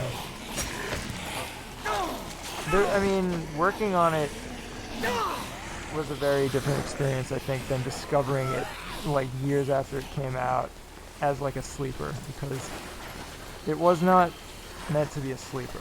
I mean, no game is, but like, whoa.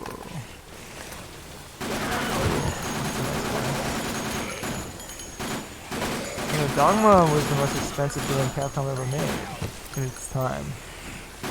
It was supposed to be like a Skyrim killer, and that's not what it turned out to be. It turned out to be a weird, like, sleeper. And even in, like, now, the game has been re-released so many times, and every single time I hear the same thing. some journalist or like random person on Twitter will be like, where has this game been all my life? You know, like, how come I never heard about this? And it's like a little frustrating, you know, being like, well, yeah, that's a good question. How come you haven't heard about this? Because we sure as shit tried. There was a lot at stake, and there was a lot of conflict about it because there was so much at stake. And I think that the things that make Dogma good are not necessarily the things that it wears on its sleeve. Like, you know, there's a lot of corny dialogue that you play the game for 10 minutes and be like, this is silly. It seems like someone doesn't quite get it trying to make a Western fantasy game. But then, like a lot of Capcom games, if you stick with it for a little while, or if you have a friend who understands the game and he can tell you what's going on and like what to ignore and what to like pay attention to, it becomes like this masterpiece. And yeah, for me, it was a little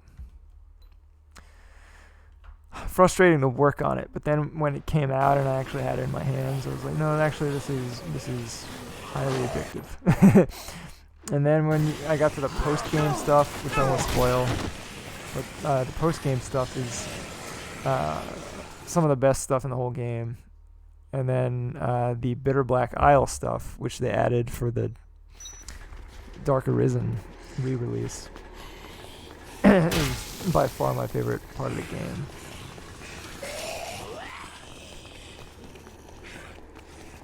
And it takes a while to find that stuff. Whoa, whoa, whoa, whoa, whoa.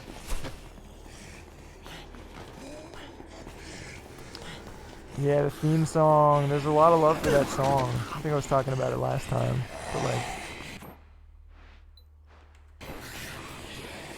that was one of those things where we felt like if you're really trying to hit the widest possible audience outside Japan, I'm not sure like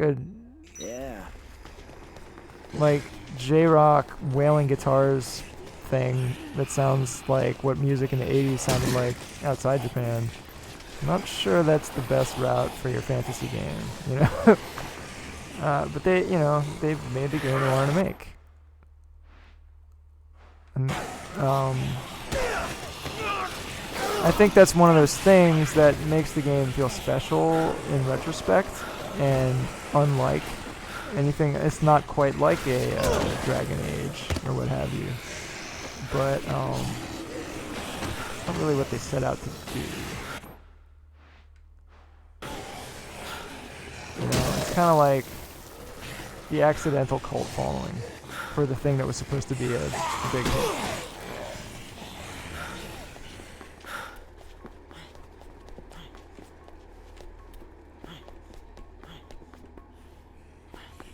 Yeah, the song itself was an existing Bees song that they did a new English rendition of.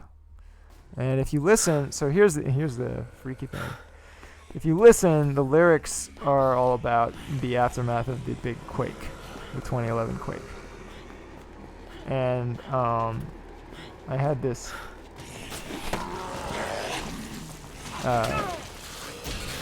haphazardly constructed theory that probably doesn't hold up to scrutiny, that the game has some symbolism for the earthquake built in.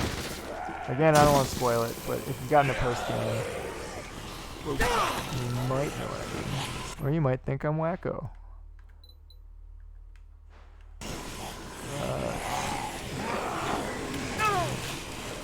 Tight spots. It is dangerous.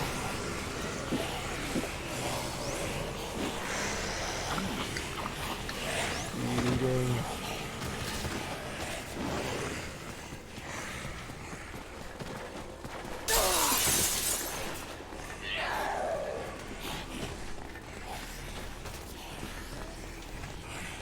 I mean, I want them to do another Lost Planet. That would be my pie in the sky, but that's like There's absolutely no reason for them to do that. I think they'd sooner do a new Ghosts and Goblins.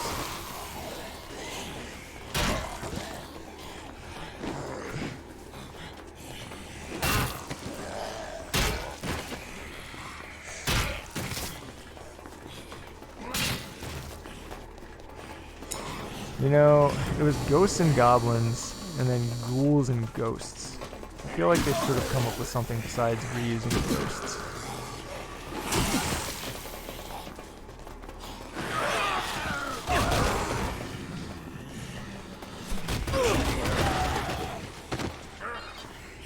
That was cool.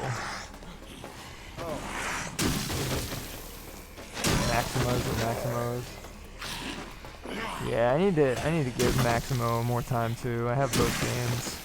I played them some. I played the first one some. I haven't played the second one at all, but they're good. They're almost a little Dark Souls-y in their like how you progress through them. It's sort of methodical. Every step forward is a risk kind of a thing.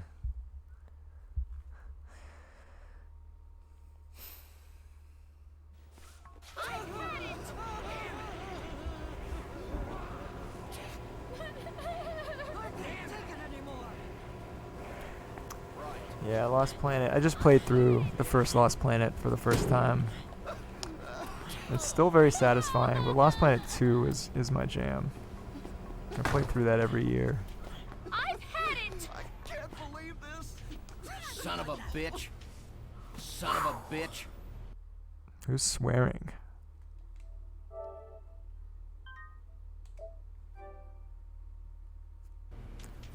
No!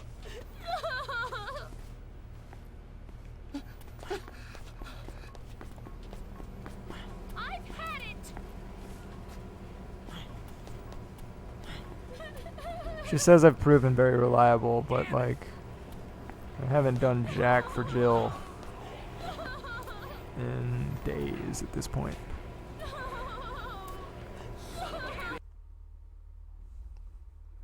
And now I've got nothing, and like no one's asking me to do things anymore. I'm a little shocked, actually. I didn't expect to have quite so much downtime.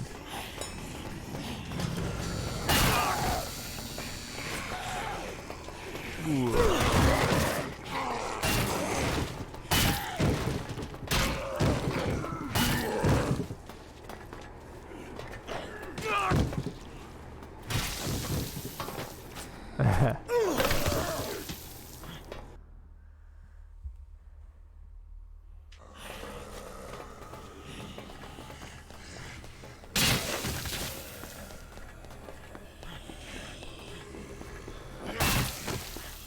Oops.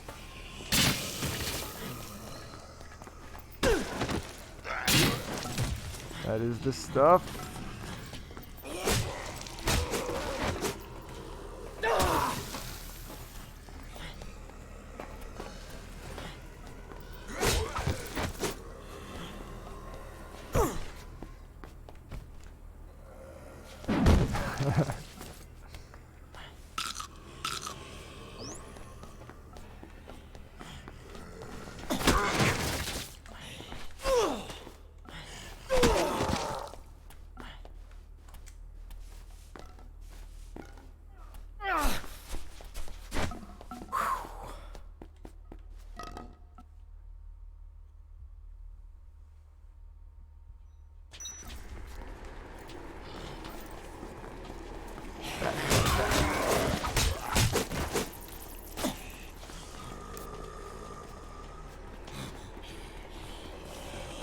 Ah, wrong button.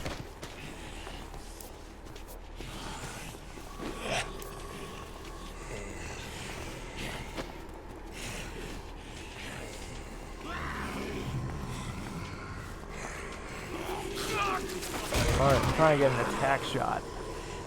I've totally neglected the camera stuff. Alright, I got a better idea. I got a safer idea.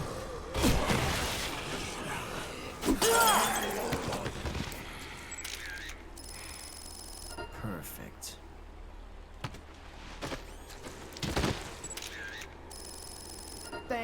Fantastic. Nice. Let's get some food.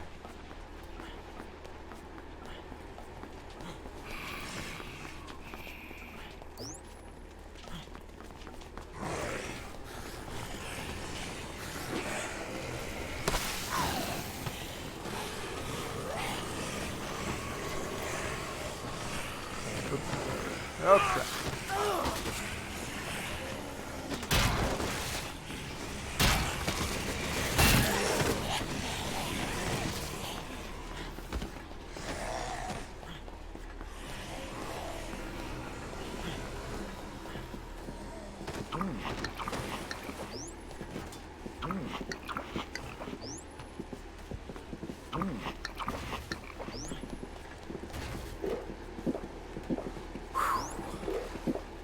OJ sounds really good right about now.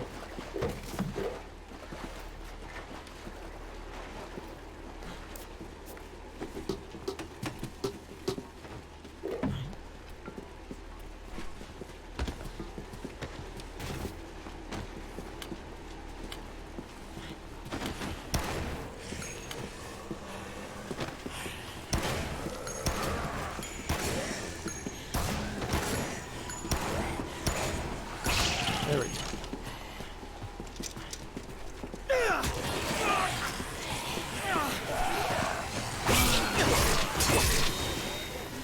It is the stuff.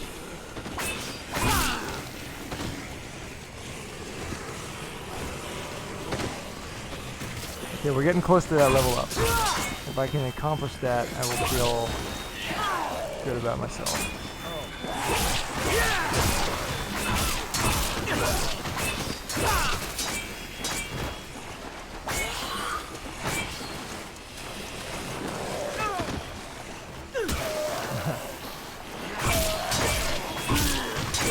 I wonder what that progress bar amounts to in actual PP. It'd be nice if there was a way to see.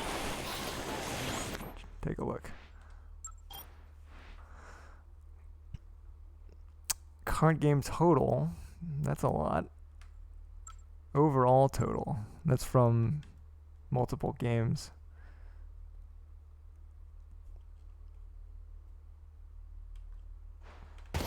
I'm pretty sure it caps at 50, so it's a ways to go. I think I probably won't achieve it on this playthrough. It's probably going to take a third.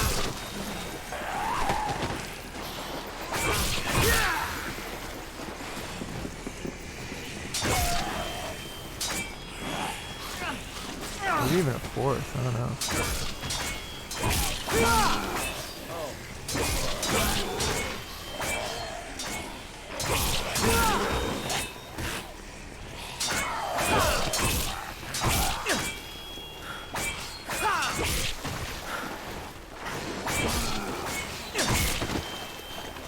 Anyone have plans for the coming week? Anyone planning to stay indoors and not interact with humans?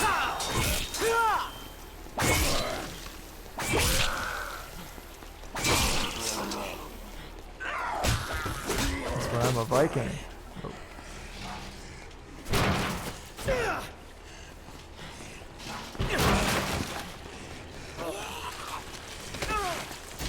Oops.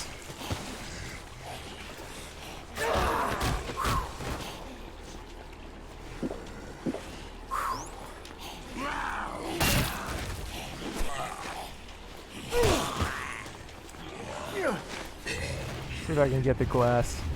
Yeah. Oh, I love that. That's a great move. What do you call that? That's a wrestling move, right? Oh, I got a name. Flying head drop.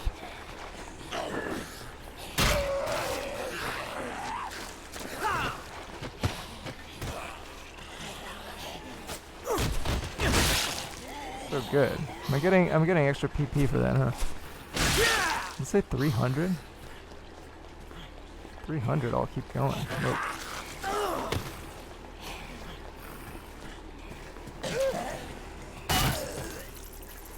Nice.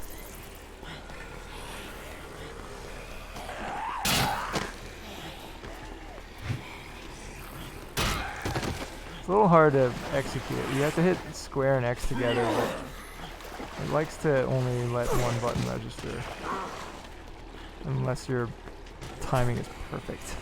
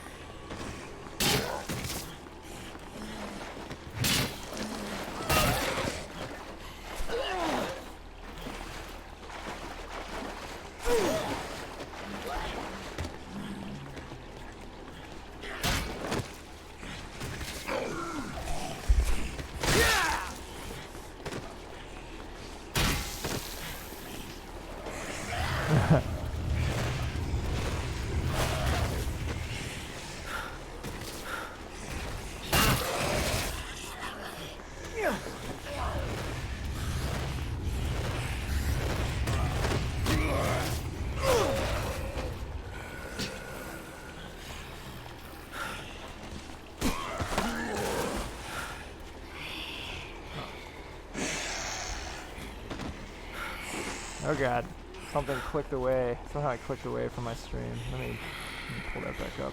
Oh my god. I think I'm accidentally bumping the mouse button or something.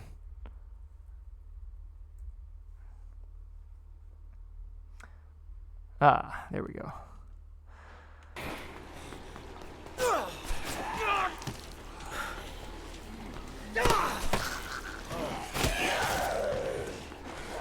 God.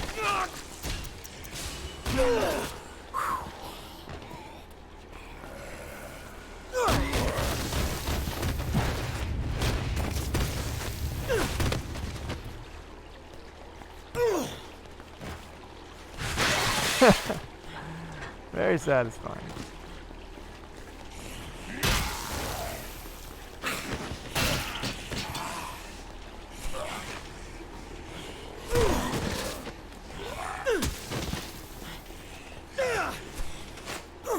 $300. It's worth doing these moves.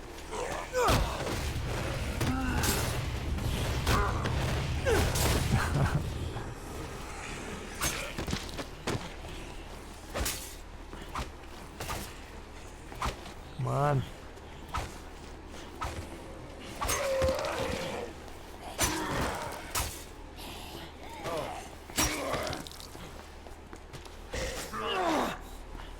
Here we go.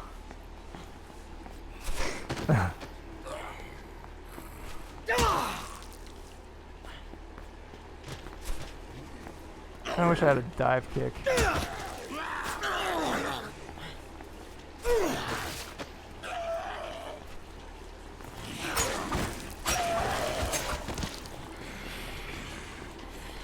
Rope.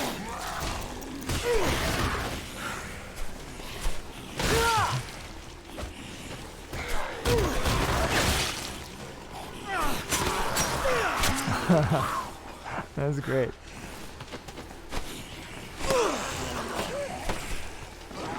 Like, eventually his skills become the most fun part of the game. Like, you don't even need to grab any stuff to, like, do a ton of damage.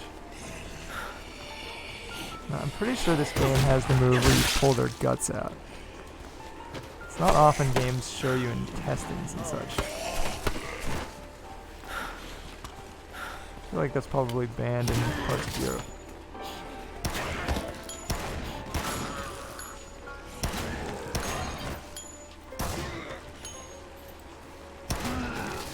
In Japan, for that matter.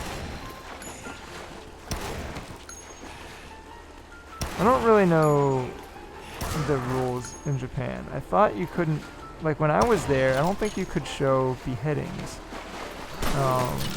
But I don't know if that was like a recent law or what the deal was. There's this game Psyops, it was a PS2 game where you were like a telekinetic dude bro with a gun. And you had this brain drain move where you suck all the juice out of someone's brain to power up your psychic meter or whatever, and when they're all out of juice, their heads explode. And the game came out in Japan, published by Capcom, as it were. and they took out the head explosions. And I think that happened a lot. They would censor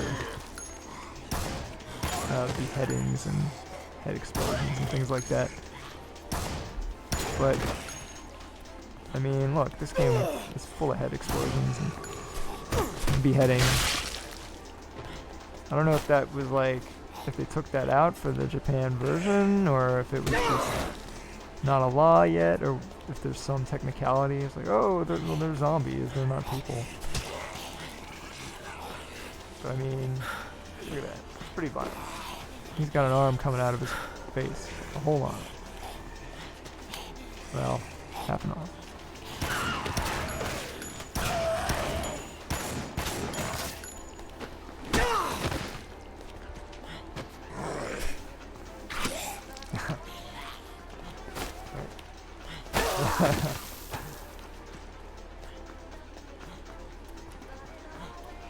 Japan getting more censored versions of games in the early to mid 2000s. Didn't they change the rating system at some point? I think 0 was introduced in 2002, so that might be why. Yeah, maybe, but this is 2005. What's happening? Somehow my computer keeps doing stuff. I don't know if I'm somehow accidentally clicking or what, but...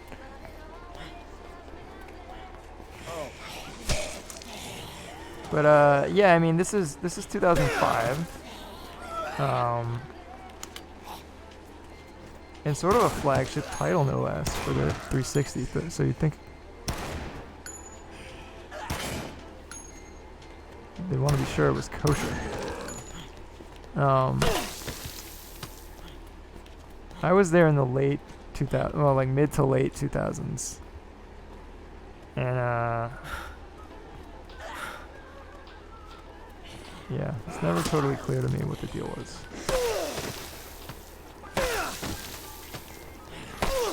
That's so fun.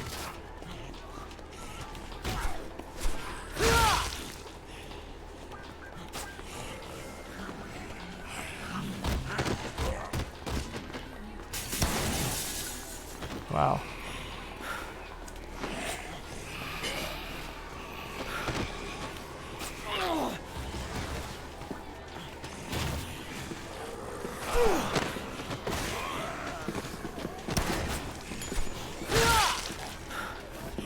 Getting close to that level up. I can smell it.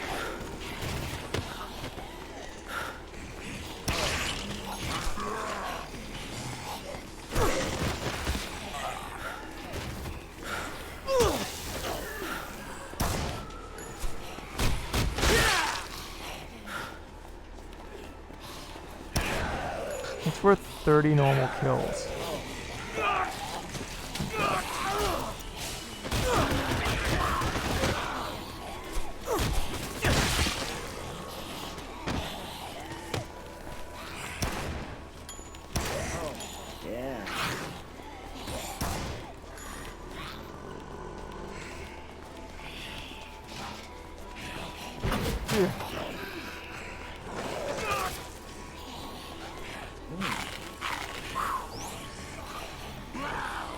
Remember, PSX games would be gorier in Japan, and then on the PS2 it's vice versa. Now we get the gorier games, and Japan gets a censored version. Was this always intended to be its own game, or was there ever consideration of making this a goofy RE guide? I think this was always going to be its own thing.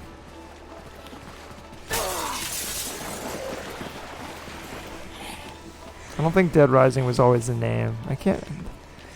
You know, so back in the day, we did a podcast... I'm trying to remember now. We did a podcast about localization. I think we might have done a separate one about Dead Rising. And we had one of the localization guys from this game, David Chrislett. Either on the localization episode or both. I can't remember if there was a separate Dead Rising episode or not, but we had him talk about... That's like where he told the story about the napkins and a bunch of other juicy anecdotes, but I can't remember. I think there might have been talk about an original title. It's really fuzzy. This was probably back in like 2014, but And honestly, I don't even know if those podcasts are still available because they just relaunched Capcom Unity. It was our community site. I think the podcast may have been zapped, but you could look for them on iTunes. It's the Capcom Unity official podcast. If they have been taken down, Scoop of the Dead, that'd be a good name. Actually, it might have been something of the Dead. I can't remember.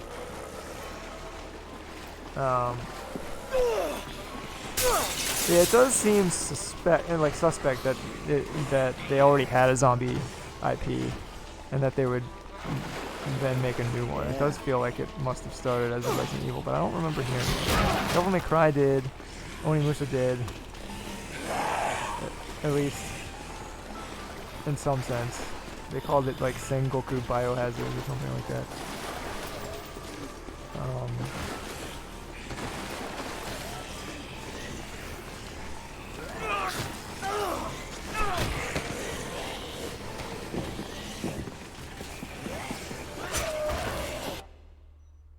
Here we go. Is this where they call in the troops?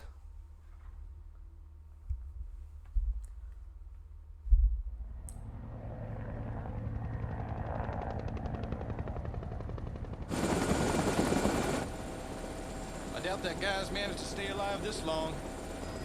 Yeah, but a promise is a promise. He's a stand-up guy. I'm sure he'll get rewarded for his loyalty. Oh. Yeah, it was the Capcom Unity official podcast. We did like, I forget, probably around 30 episodes. Yeah. I hope they're still out there somewhere. If not, I still have most of them. And I can find a new home for them. So they're not just lost to the ether. Well, I don't imagine we had many listeners.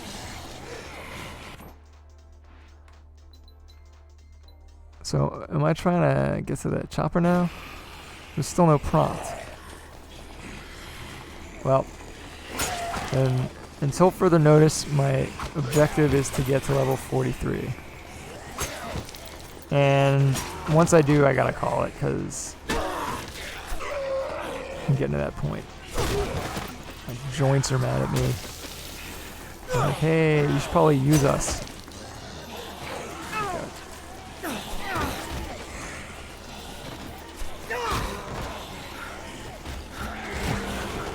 I love that.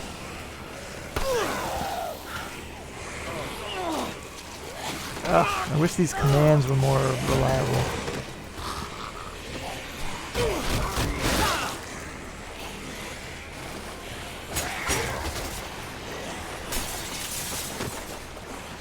Ah, there we go.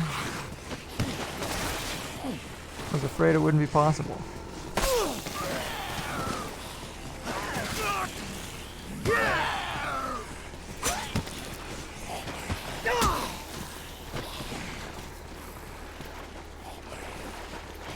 Oh, you found him. Sweet. Well, yeah, if you are so inclined. The localization one was cool because we had David on there, and he was a window into Capcom Japan because he used to work there.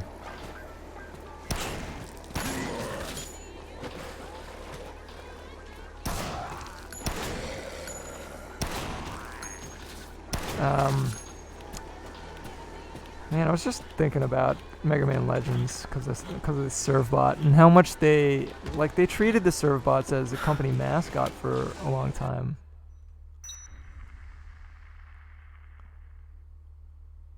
Let's watch this play out.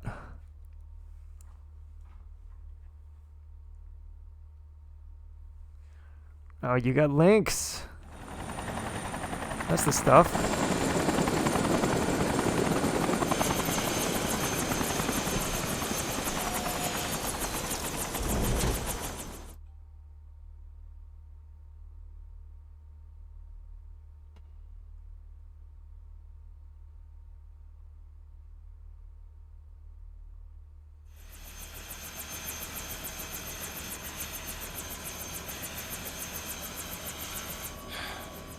Time's up. Looks like my man didn't make it after all.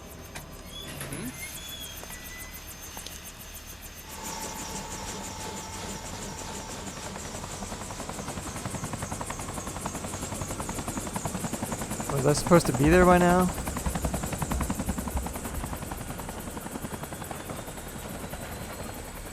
So, that photographer guy saved you, huh? I feel like I'm running a taxi service here.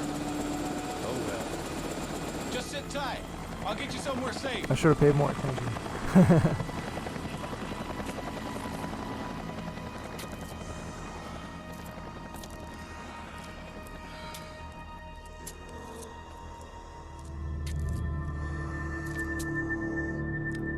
Oh man, that's it. I should have gone to the helipad.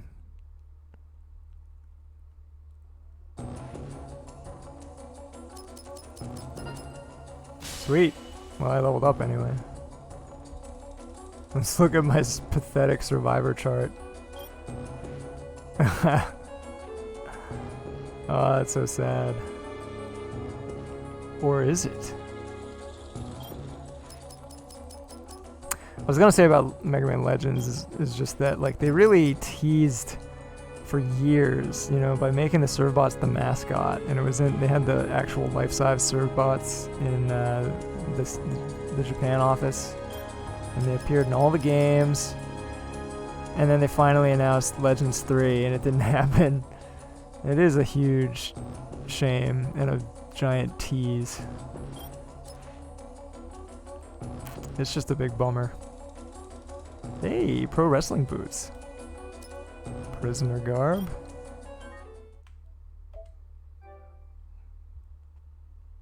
A fine reward indeed. Well, that's a convenient cutoff. I both ended the game and leveled up. I may or may not stream more of this, depending on what you guys say, because there's a lot of games I want to stream. I wasn't prepared for this to end quite so soon. I forgot that I was supposed to get to the helipad already. I was because like I've only played it in the legit way, and where there's like a whole another chunk of the game where you're dodging troops and stuff and traveling underground. There's also infinity mode, but I don't know. Maybe I'll check it out. Maybe not. But I think I will sign off for here. Yeah, the text thing with the CRT. That was a big issue with this game. Everyone has that experience. I think very few people had adopted an HD TV by that point. In 2005, I didn't even know what an HD TV was. I was just like, oh, these new Xbox games suck. Display the text wrong. But okay, I'm gonna call it here for now. More streams to come in the coming week. I will communicate it all on Twitter at Lacquerleaks, as you've probably seen popping up on screen this whole time. Thank you so much for tuning in and giving me your time on this Sunday alongside whatever else you're doing. And yeah, have yourselves a lovely night.